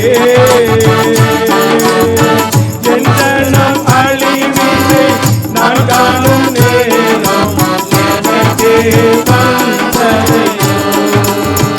இந்த சட்டத்தை ஏற்றப்பட்டது என்று சொல்லி கேள்விப்பட்டனுடைய என் ஜனம் அழிவினை நான் காண முடியும் சொல்லி அந்த சட்டத்திற்காக அவர் நேரே போகிறார். எஸ்தர் ராஜாத்தியிடம் போய் இதை முறையிடுகிறார். எஸ்தர் ராஜாத்தி அவர்கள் இந்த நேரத்தில் கேட்கிறாங்க, நீ என்ன செய்யணும்? இதை ராஜாவுக்கு எடுத்து கூறி எப்படியாவது இந்த சட்டத்தை என்ன செய்ய நிறுத்து என்று சொல்லுகிறார். இந்த காலத்துல நீ என்ன செய்யக்கூடாது? மௌனமா என்ன செய்யக்கூடாது? இருக்கக்கூடாது என்று சொல்லி சொல்லுகிறார். இந்த காலத்தில் நீ மௌனமாயிருந்தால் உமக்கு ரட்சிப்பு வேறொரு இடத்தில் இருந்தெழும்போ, வேறொரு இடத்தில் இருந்தெழும்போ. மௌனமாய் இருக்காதே. இந்த காலத்துல நீ என்ன செய்யக்கூடாது? மௌனமா இருக்கக்கூடாது என்று சொல்லி அழகா சொல்கிறார். உடனே எஸ்தர் ராஜாத்தி கீழ்ப்படிந்து ஒரு உத்தரவை கொடுத்து அனுப்புகிறார். நீங்கள் போய் என்ன செய்யுங்க? என்ன செய்யுங்க? அருமையான வார்த்தை இல்ல பாத்தீங்களா? நீங்க போய் உபவாசம் பண்ணி எனக்காக என்ன செய்யுங்க? ஜெபம் பண்ணுங்கள். சூசானின் தூதர்களே ஒன்றாக கூடிருங்கள், ஒன்று நாள் ஒன்று கூடி உபவாசம் செய்திருங்கள். 3 நாள் ஒன்று கூடி நீங்க என்ன செய்யுங்க? உபவாசம் செய்யுங்கள் என்று சொல்லி குறிப்பிடுகிறார். இதை கேட்டு உத்தரவு வாங்கி கொண்டு அவர் செய்கிறார். கிறிஸ்துவுக்குள் பிரியமானவர்களே, இன்று நாம் வாசித்த கேட்ட முதலாவது வேத பாடத்திலே எஸ்தர் 4:14 பார்த்தோமானால், இந்த காலத்தில் மௌனமாய் இருந்தால் நம்ம மௌனமாவே இருக்கக்கூடாது. துபாய் தேசத்துக்கு வந்தாச்சு, அங்கதான் மிஷினரி ஊழியம், ஊர்ல தான் நடக்கு, இங்க நான் என்ன செய்ய முடியும் என்று நம்ம என்ன செய்யக்கூடாது? சொல்லக்கூடாது. நம்ம ஆலயத்திற்கு வருகின்ற அருமையான ஒரு அம்மையாரை அவர்களிடம் சிறிது நேரம் பேசி கொண்டிருந்தேன். நான் இதுக்குள்ள 4 பேருக்கு வேதாகமத்தை கொடுத்துட்டேன். என்னை தூக்கி வாரி போட்டுட்டு, கிறிஸ்துவுக்குள் பிரியமானவர்களே, மகன் வீட்டில் வந்திருந்தாலும் கீழே இறங்கி போய் ஆண்டவரை அறியாத மக்கள் மத்தியிலே ஆண்டவரை எடுத்து கூறி 4 வேதாகமத்தை கொடுத்து விட்டார்கள். அவர்களுக்கு நம்ம கண்டிப்பா நன்றி சொல்லணும். இந்த ஆராதனையில் இருக்கிறாங்க ஐயா அவர்கள் அவர்களுக்கு ஒரு பரிசு அளிக்க நான் கேட்டுக்கொள்கிறேன். அருமையான அன்பு தாயார் பொக்கிஷம் அவர்களை நான் முன்பாக அழைக்கிறேன்.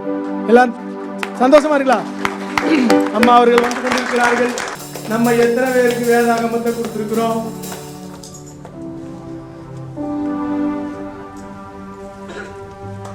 கை தட்டலாமா?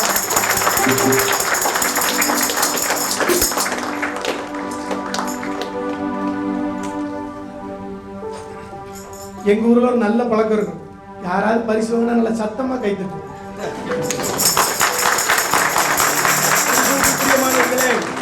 இந்த காலத்துல மௌனமா இருக்கக்கூடாது.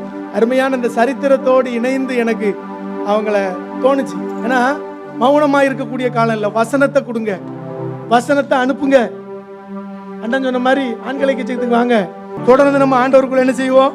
வளருவோம். கிறிஸ்துவுக்குள் பிரியமானவர்களே, அதே போல நம்ம வாசிக்க கேட்ட புதிய ஏற்பாட்டு பகுதியில அப்போஸ்தலனாகிய பவுல் எபேசியருக்கு எழுதின நிருபத்துல பார்த்தோம். 5ஆம் அதிகாரம் 2ஆம் வசனம்.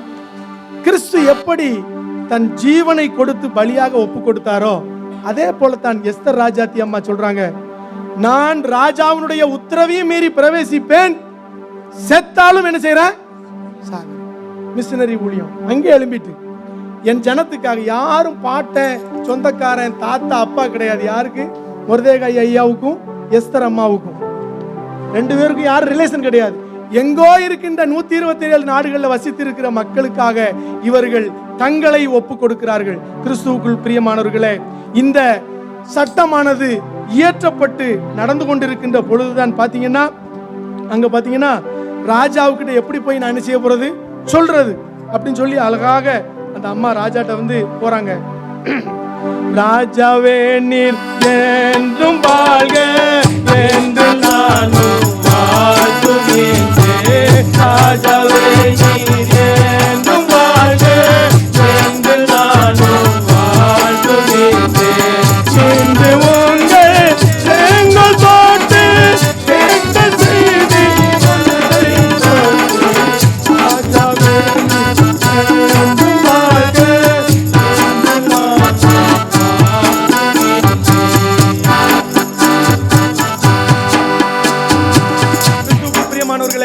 ராஜாவை சந்திப்பதற்காக கடந்து செல்கிறார்கள். அங்க ராஜாட்ட போயிட்டு அந்த இடத்துல நிற்கும் போதே ராஜா கூப்பிடுறாரு, யார் வந்திருக்கிறது? ராஜாவை பெர்மிஷன் எல்லாம் போக முடியாது. அப்போ அந்த செங்கோலை ராஜா கொடுத்து அதை தொட்ட பிறகுதான் என்ன செய்ய முடியும்? ராஜாவை பார்க்க முடியும். அழகா அந்த பிக்சர் பாக்கீங்கன்னு நினைக்கிறேன். அந்த அதுக்கப்புறம் தான் உள்ள என்ன செய்ய முடியும்? வர முடியும். அப்போ கேட்கிறாரு இந்த ராஜா, உனக்கு என்ன வேணும்? நீ என்ன கேட்டாலும் தருவேன். இந்த ராஜ்யத்துல பாதி கேட்டாலும் என்ன செய்வேன்? ராஜ்யத்துல பாதினா எத்தனை? டக்குன்னு சொல்லுங்க பாப்போம். 63.5 சாலமோன் வந்திருக்கேன்.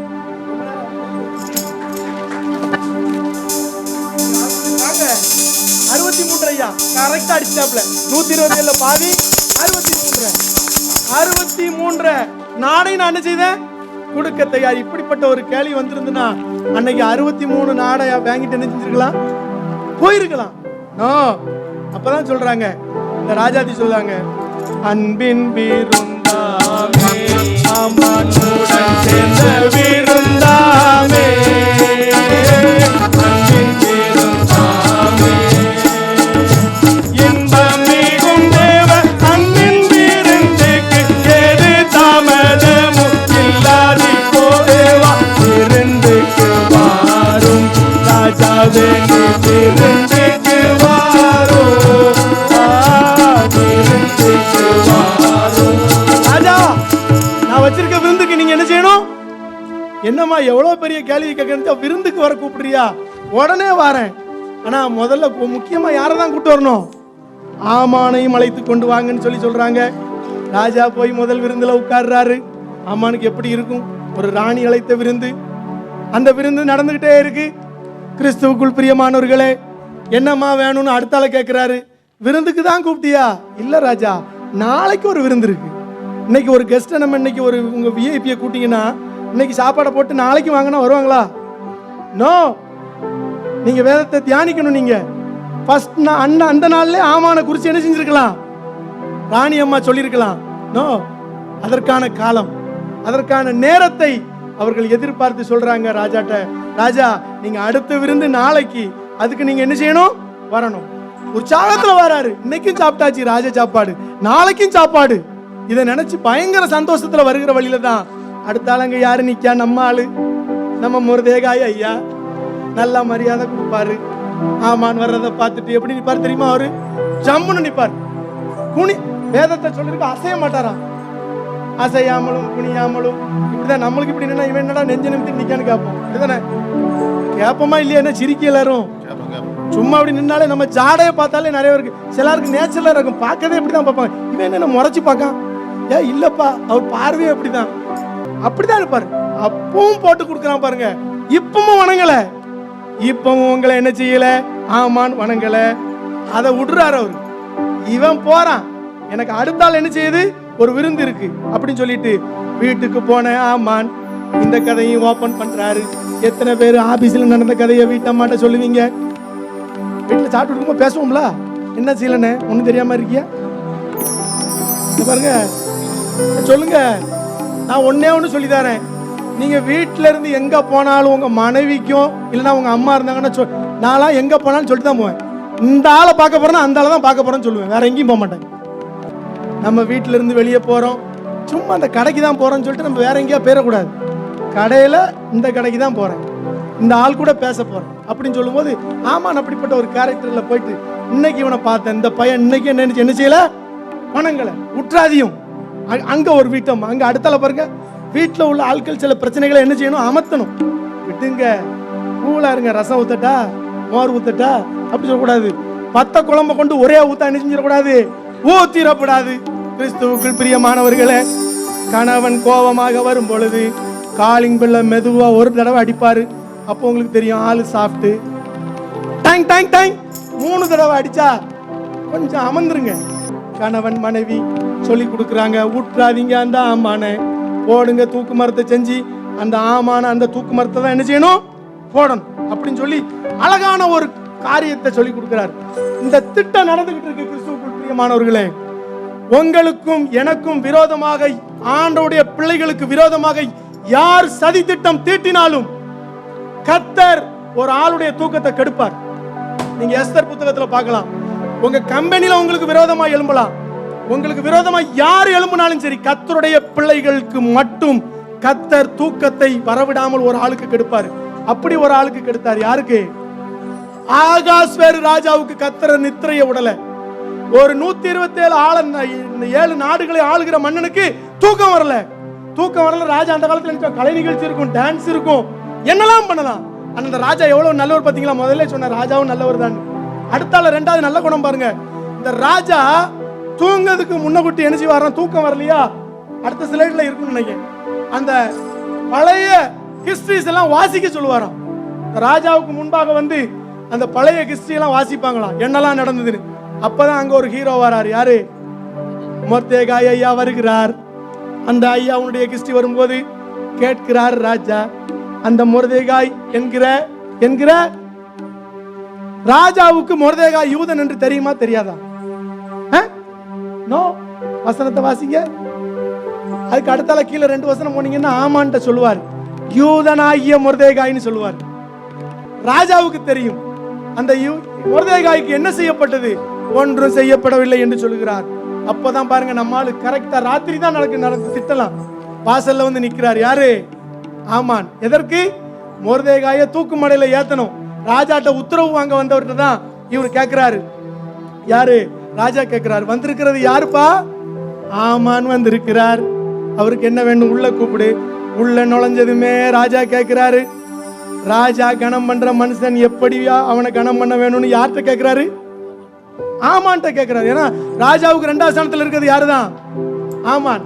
அழகாக சொல்றாரு ஆமான், ராஜ வஸ்திரம் தரிக்கப்படணும். ராஜாவுடைய ட்ரெஸ் யாருக்கு போகணும்? அந்த மனிதனுக்கு. ராஜா ஏறுகிற குதிரையும் வரணும். ராஜா சிரசில பொன்முடி அதையும் அவர் தலையில வைக்கணும். நகர்வலம் வரணும். இதை எல்லாத்தையும் ஒரு பிரதானி கையில கொண்டு என்ன செய்யணும்? கொடுக்கணும். ராஜா பேச்சே பேசல. ஆமானே இதை எல்லாத்தையும் எடுத்துட்டு அந்த வாசல் இருக்கிற மொர்தெகாயை போய் என்ன செய்ய? கணம் பண்ணு. கிறிஸ்துவுக்குள் பிரியமானவர்களே, ஒரு ராத்திரி வேளையில நித்திரையை கெடுத்து ராஜா உத்தரவிடுகிறார், மொர்தெகாயை கணம் என்று சொல்லி. எத்தனை வருஷங்களுக்கு அப்புறம் உங்களுடைய வாழ்க்கையிலும் என்னுடைய வாழ்க்கையிலும் சில பாடுகள் கஷ்டங்களை கடந்து வந்திருக்கலாம். ஒரு நாள் இரவு இங்க இருக்கின்ற உங்களுக்கும் எனக்கும் கர்த்தர் இரக்கம் செய்ய வல்லமுள்ளவளா இருக்கிறார். அப்படிப்பட்ட ஒரு ஆலயம் நம்முடைய ஆலயம். இந்த ஆல்டர்ல ஜெபம் பண்ணுங்க. இந்த ஆலயத்துல இருந்து ஜெபம் பண்ணிட்டு போற ஒரு வாரத்துல நீங்க இந்த ஜெபம் பண்ணிட்டு போற அடுத்த வாரத்துல அந்த காரியம் இருக்காது. எவ்வளவு அருமையா நம்ம நடத்துவார் தெரியுமா? எங்க பார்த்தாலும் எத்தனையோ. பயப்படாதீங்க. வியாதியை பார்த்து இன்னைக்கு மருத்துவமனைக்கு தான் பைசா கொடுத்துருக்கோம், பயப்படவே செய்யாதீங்க. ஆண்டவர் உங்களை நடத்துவார். ஆண்டவருடைய கரத்துல நம்ம கொடுப்போம். அப்படியே போல மொர்தெகாய் கனம் பண்ணப்பட்டு வருகிறார். அடுத்த நாள் பாத்தீங்கன்னா 2வது நாள் வந்தாச்சு. இன்னைக்கு யார் வீட்டுக்கு போகணும்? எஸ்தர் அம்மா வீட்டுக்கு போகணும். அங்க என்ன நடக்க போகுது? விருந்து நடக்க போகுது. அங்க பாத்தீங்கன்னா மனைவி சொல்றா, நீர் வந்து மொர்தெகாய் ஒரு யூதனாய் இருந்தால் அவன் முன்பு என்ன செய்வீர்? நீர் தாழ்ந்து போவீரியா? அழகான சாட்சி பத்தில மனைவியே சொல்றா, அந்த மனுஷன் யூதனா இருப்பான்னா நீர் தாழ்ந்து போவீர். அதைத்தான் அங்க குறிப்பிடுகிறார். யூத குலமான மொர்தெகாய் என்றால், யூத குலமான மொர்தெகாய் என்றால் நீ தாழ்ந்து போவ நிச்சயம் என்றால், யூத குலமான மொர்தெகாய் என்றால். 2வது நாள் விருந்துக்கு வந்தாச்சு. ராஜா கேட்கிறார் ராணியிடம், ராணி உனக்கு என்ன வேண்டும்? அழகான கேள்வி. இப்பவும் உனக்கு நாட்டுல பாதி வேணுமான்னு கேட்கிறாரு. என்ன அன்பான கேள்வி. மனைவியிடம், எம்மா உனக்கு என்ன வேணும்னு கேட்டிருக்கமா? என்னைக்காவது கேட்டிருக்கமா? கேட்கல. சுரேசனை கரெக்டா சொல்றான் பாத்தீங்களா? ஏன்னா எல்லாம் வாங்கி கொடுத்துருப்பிய, பிறகு என்ன கேட்கணும்? நம்ம எல்லாம் வாங்கி கொடுத்துருந்தோம். அதுக்கான எங்களை தப்பாலாம் இடப்படாதிய, நாங்க வாங்கி கொடுத்துருவோம். அதுக்கப்புறம் இங்க கேட்டுக்கணும். சரியா? அப்பதான் எஸ்தரம்மா சொல்றாங்க, கிருபை புரிந்தருளோ ராஜாவே, கிருபை புரிந்தருளோ என் மீது, கிருபை புரிந்தருளோ ராஜாவே, கிருபை புரிந்தருளோ. எங்களை கொண்டு நிர்மூலமாக, எங்களை கொண்டு நிர்மூலமாக சாட்டம் ஒன்று இங்கு இயற்றப்பட்டிருக்க, சாட்டம் ஒன்று இங்கு இயற்றப்பட்டிருக்க,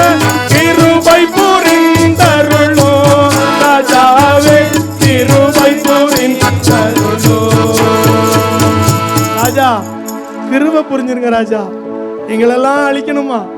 எங்க ஜனத்தெல்லாம் நாசப்படுத்தணுமா? சிறு பிள்ளைகள், பெண்கள், வாலிபர்கள், வயோதிபர்கள் எல்லாத்தையும் அழிக்க வேண்டுமா ராஜா? ராஜா கேட்கிறாரு, இப்படிப்பட்ட இந்த காரியத்தை செய்ய துணிகரம் கொண்டவன் யார்? ராஜாக்கு தெரியாதா என்னங்க? மொர்தெகாய் யூதனே தெரியுது. எவ்வளவு கால வருத்தமானவங்களை படிக்கிற ஆளு வந்திருக்கிறது, பக்கத்தில் இருக்கிறது ஆமானையும் தெரியும். இந்த சட்டத்தை ஏற்றி எத்தனை நாள் இருக்கும்? ஆனா கேட்கிறாரு, துணிகரம் கொண்டவன் யார்? அவன் எங்கே என்று சொல்லுகிறார். அதற்கு அந்த அம்மா அழகான ஒரு வசனம் சொல்லுவாங்க பாருங்க, கிறிஸ்திய வச்சுதான் சொல்லுவாங்க. சத்துருவும் பகைஞனுமாகிய அந்த மனிதன், இந்த துஷ்ட சத்துருவும் பகைஞனுமாகிய அந்த துஷ்ட மனுஷன் யாரு? இந்த ஆமான் என்று சொல்லி நேருக்கு நேர் பயப்படாம நம்ம சொல்லணுங்க. தப்பு பண்ணா என்ன பார்த்து நேர்ல சொல்லணும். ரகசியம் உட்கார்ந்துருக்காப்ல, தாஸ் இதெல்லாம் நடக்காது சொல்லணும். சுரேஷ் சொன்ன நம்மளுக்கு யார் யாரெல்லாம் நீங்க சொல்லாம என்ன யார் திருத்த முடியும்? போதகர் இருக்கிறார். இவர் போதக பிதா வந்து இந்த மந்தையின் மேய்ப்பர். இவர்கள் தான் நம்ம சொல்ற, அவங்க சொல்றதை நம்ம கேட்கணும். இப்படியாகத்தான் நாம் கீழ்ப்படிதலை கற்றுக்கொள்ள வேண்டும். அததான் சொல்றாங்க எஸ்தர் அம்மா, நம்ப வேண்டாம் நம்ப வேண்டாம் இந்த ஆமானை நம்ப வேண்டாம், யூதர் மேல்வின் நீ நம்ப வேண்டாம், யூதர் மேல்வின் பழி சுமத்தும் இந்த ஆமானை நீ நம்ப வேண்டாம். ராஜா, இந்த ஆமானை நம்பாதீங்க, இவன் தான் காரணம் என்று சொல்லி சொல்லுகிறார். இந்த சொல்லி கொண்டிருக்கும் போதே ஆமானுக்கு பீஸ் என்ன செஞ்சாச்சு? போயாச்சு. நிற்க முடியாம தலை சுத்தி எங்க விழுந்துட்டாரு? எஸ்தர் ராஜாத்தி அம்மா இருந்த ஆசனத்துல என்ன செஞ்சுட்டாரு? விழுந்துட்டார். பாத்தீங்களா? தெரியாம அவர் வேண்டாம். ராஜா திரும்பும் போது திரும்பி ஆமானை பார்க்கின்ற பொழுது அவன் கிடந்தது எஸ்தர் ராணி அமர்ந்திருந்த அந்த சேர்ல, மெத்தையில. ஏன் கண் முன்னாடியே ராணியை நீ என்ன செஞ்ச? பலவந்தம் செய்ய துணிந்தாயா என்று சொல்லும் போதே பக்கத்தில் இருக்காரு துணியை போட்டு ஆமான ராஜா அடுத்தால என்ன செய்ய போறான்னு தெரியும். அங்க ஒரு ஆள் வராரு பாருங்க. நீங்க ஒரு ஆளுக்கு விரோதமா நம்ம சொன்னோம்னா அங்க ஒரு ஆளை கடவுள் வைப்பாரு. அவன் சொல்றாரு, யார் தெரியுமா? அங்க நீங்க அங்க பாத்தீங்க யாரு? அர்போனா சொல்றாரு, ராஜா இவன் மொர்தெகாய்க்கு ஒரு தூக்கு மரத்தை என்ன செஞ்சு வச்சிருக்கான்? செஞ்சு வச்சிருக்கான். எப்படி? ராஜாட்ட எந்த இடத்துல ஏதோ கரெக்டா சொல்றாரு பாருங்க. இவன் அங்க செஞ்சிருக்கான். முதல்ல தூக்கி கொண்டு இவனை என்ன செய்ய? அதே தூக்கு மரத்துல என்ன செஞ்சிரு? ஏத்திரு அப்படின்னு சொல்லி என்ன செஞ்சாச்சு? ஆமான கொண்டு போய் அந்த தூக்கு மரத்துல என்ன செஞ்சாச்சு? போட்டாச்சு. கிறிஸ்துவுக்குள் பிரியமானவர்களே, அடுத்தால இந்த மொர்தெகாய் வந்து பாத்தீங்கன்னா இந்த ராஜா வந்து என்ன செய்யறாரு? எஸ்தர் ராஜாத்தியிடம் அந்த ஆமானுடைய வீட்டை கொடுக்கிறார். இந்த மொர்தெகாயை ஆமானுடைய அரண்மனைக்கு அதிகாரியாக யார் வைக்கிறார்? எஸ்தர் ராஜாத்தி வைக்கிறாங்க. எப்படி பாத்தீங்களா? எங்க இருந்தவர் சல்யூட் பண்ணி உள்ள விட்டவர் அரண்மனைக்கு யாரு? நம்மளுடைய ஹிஸ்டரியில ஆண்டவர் நம்மளை எப்படி நடத்தி வந்திருக்கிறாரு இல்ல? கொஞ்சம் நம்மளை யோசித்து பார்ப்போமே. நம்ம எப்படி இருந்தோம்? நம்ம எப்படி இருந்தோம்? வண்டி தள்ளி இருக்கேன் நான்லாம் ஊர்ல. இங்க வந்து நான் ஜாயின் பண்ணும்போது நான் ஹெல்ப்பராக தான் இருந்தேன். ஆண்டவர் படிப்படியா உயர்த்தினார். இந்த 15 வருஷத்துக்கு முன்னாடி இதே இடத்துல நாங்க பஜனை வச்சோம். இன்னைக்கு ஆண்டவர் அந்த 15 ஆண்டுகளை நான் திரும்பி பார்க்கிறேன். எனக்கு கொடுத்த ஆசீர்வாதங்கள், அவருடைய கிருபை, இந்த ஆலயத்திலிருந்து பெற்றுக்கொண்ட நன்மைகள் ஏராளம். சந்தோஷமா எல்லாரும் சேர்ந்து ஒரு கவியை படிச்சிருமா? தலைமுறை தலைமுறை தாங்கும் விண்ணோட உலகம்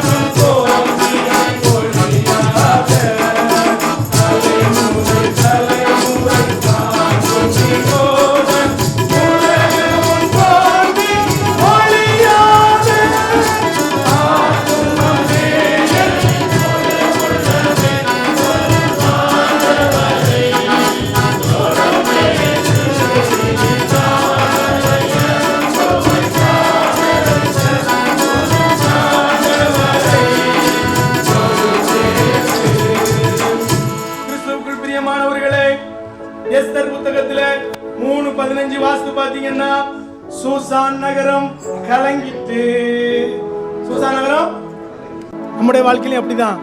சூசான் நகரத்து போல நான் கலங்கி கொண்டிருக்கிறேன். இந்த ஆலயத்துல இப்ப உட்கார்ந்து இருக்கிறோம். என் வாழ்க்கையில இந்த பிரச்சனை, பொருளாதார பிரச்சனை, வேலையில பெர்மனன்ட் இல்ல, எனக்கு இந்த விதமான கவலைகள், வியாதி வெளியே சொல்ல முடியாது, சரீரத்துக்குள்ள இருக்கு. ஆண்டவர்கிட்ட நான் சொல்லிக்கிட்டு இருக்கீங்களா? இந்த கலக்கம் இந்த எஸ்தர் புத்தகத்துல 8ஆம் அதிகாரம் 15ஆம் வசனத்தை பாருங்க. இந்த இந்த சூசான் நகரமானது என்ன செய்யுது? ஆர்ப்பரித்து மகிழ்ந்தது. கிறிஸ்துவுக்குள் பிரியமானவர்களே, நற்செய்தி பாடத்துல நம்ம வாசிக்க கேட்டோம். பரிசுத்த மார்க் எழுதின சுவிசேஷம் 4ஆம் அதிகாரம் 35 41 வரைக்கும் இன்னைக்கு நம்ம வாசித்தோம். அதுல பாத்தீங்கன்னா சுழல் காற்று, ஆண்டவர் எங்க தான் இருக்கிறாரு? படகுல தான் இருக்கிறாரு. காற்று வரதான் செய்யும், புயல் அடிக்கத்தான் செய்யும், போராட்டம் வரதான் செய்யும், கவலைகள் வரதான் செய்யும், வியாதிகள் வரதான் செய்யும். எல்லாம் வந்தாலும் நம்ம கூட யாரு தான் இருப்பா? ஆமென் சொல்லுங்களேன் பாப்போம். ஆமென். ஆண்டவர் நம்ம கூட தான் இருப்பார். கலக்கத்தோடு கண்ணீரோடு இருக்கின்ற வேளையில ஆண்டவர் பிள்ளைகளோடு இருப்பார். அதே மாதிரி பாத்தீங்கன்னா அவிசுவாசமான வார்த்தைகள் நம்ம பேசவே கூடாது. நம்ம பிள்ளைகளா இருக்கலாம், எதையுமே என்ன செய்யக்கூடாது? பேசவே கூடாது. விசுவாசம் உள்ள வார்த்தைகள் தான் என்ன செய்யணும்? பேசணும். அதே போல பயமே இருக்கக்கூடாது. பயம் யோபு ஐயா என்ன தப்பு பண்ணாரு? யோபு ஐயாவை பத்தி நம்ம பார்க்கும்போது அவர் ஒரு தப்பும் பண்ணல. ஆனா ஒரே ஒரு காரியம் வசனம் சொல்லுது, யோபு பயந்த காரியம். பாத்தீங்கன்னா அந்த பயத்தை புறம்பெடுத்து போட்டுருங்க. கலக்கத்தோடு வந்திருக்கிறீங்களா?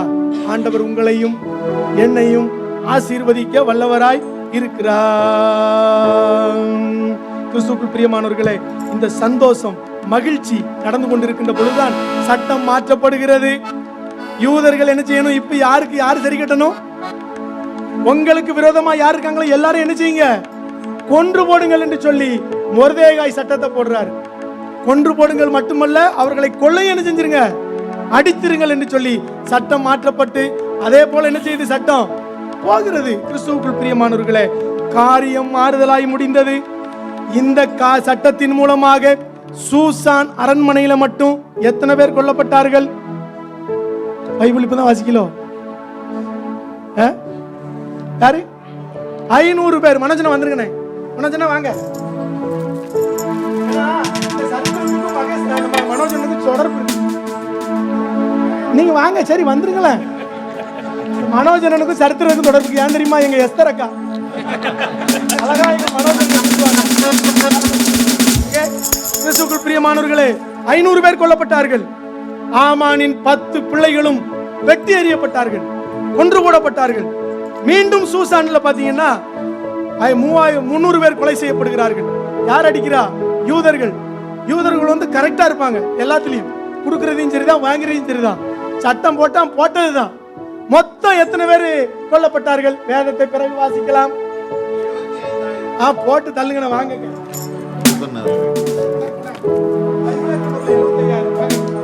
கிறிஸ்துவுக்குள் பிரியமானவர்களே, மொத்தம் 75,000. கிறிஸ்துவுக்குள் பிரியமானவர்களே, 75,000 பேர்கள் என்ன செய்யப்பட்டார்கள்? கொன்று போடப்பட்டார்கள். அந்த ஆதாரமானது என்ன மாதமா மாற்றி தெரியுமா? இளைப்பாறுதலின் காலங்களாக என்ன செய்யப்பட்டது? மாற்றப்பட்டது. அந்த நாட்கள்ல தான் அழகான ஒரு பண்டிகை கொண்டாடப்பட்டது. அந்த பண்டிகைக்கு சொந்தக்காரர் எங்களுடைய சேகரன். இந்த பூரிமை பத்தி தெரிய வேண்டும் என்றால் அவரிடம் கேளுங்கள். இந்த பூரிமை குறித்து எல்லாம் சொல்லுவார். இந்த பூரிம் ஆர்வஸ் ஃபெஸ்டிவல் இனி வருகின்ற ஆர்வஸ் நடக்கும் நினைக்கிறேன். பூரிம் மகிழ்ச்சியா இருப்போம். விருந்துக்கு மேல் விருந்து என்ன செய்வோம்? சந்தோஷமாயிருங்க, எப்பொழுதும் சந்தோஷமாயிருங்க, சந்தோஷமாயிருங்க, எப்பொழுதும் சந்தோஷமாயிருங்க.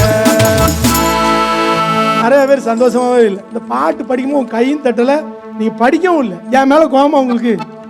சுரேசன் சொல்லியிருக்காப்புல, எதா இருந்தாலும் என்கிட்ட பேசுங்க, நல்லா இருந்துச்சுன்னா அவன்கிட்ட வாது. எனக்கு நல்லா இருக்குன்னு என்கிட்ட சொல்ல வர வேண்டாம். ஐயா ஒரு வாக்கு போன வாரம் பிரசங்கத்துல சொன்னாங்க, இந்த ஆலயம் செதுக்கப்பட்டவர்களுக்காக வந்திருக்கிறோம். நம்ம இந்த 18 வருடங்கள் இந்த ஆலயத்துல நான் செதுக்கப்பட்டிருக்கிறேன். என்னுடைய வாழ்க்கையை செதுக்கி இருக்கிறார். என்னுடைய ஒவ்வொரு காலகட்டங்களிலும் செதுக்கி இருக்கிறார். 2 சகோதரர்கள் உட்கார்ந்து இருக்கிறார்கள், ஆசுவண்ணன், டேவிட் அண்ணன். என்னுடைய எல்லா காரியங்களும் அவர்களுக்கு தெரியும். ஒவ்வொரு படிப்படையாதான் மனுஷன் என்ன செய்ய முடியும்? மாற முடியும்.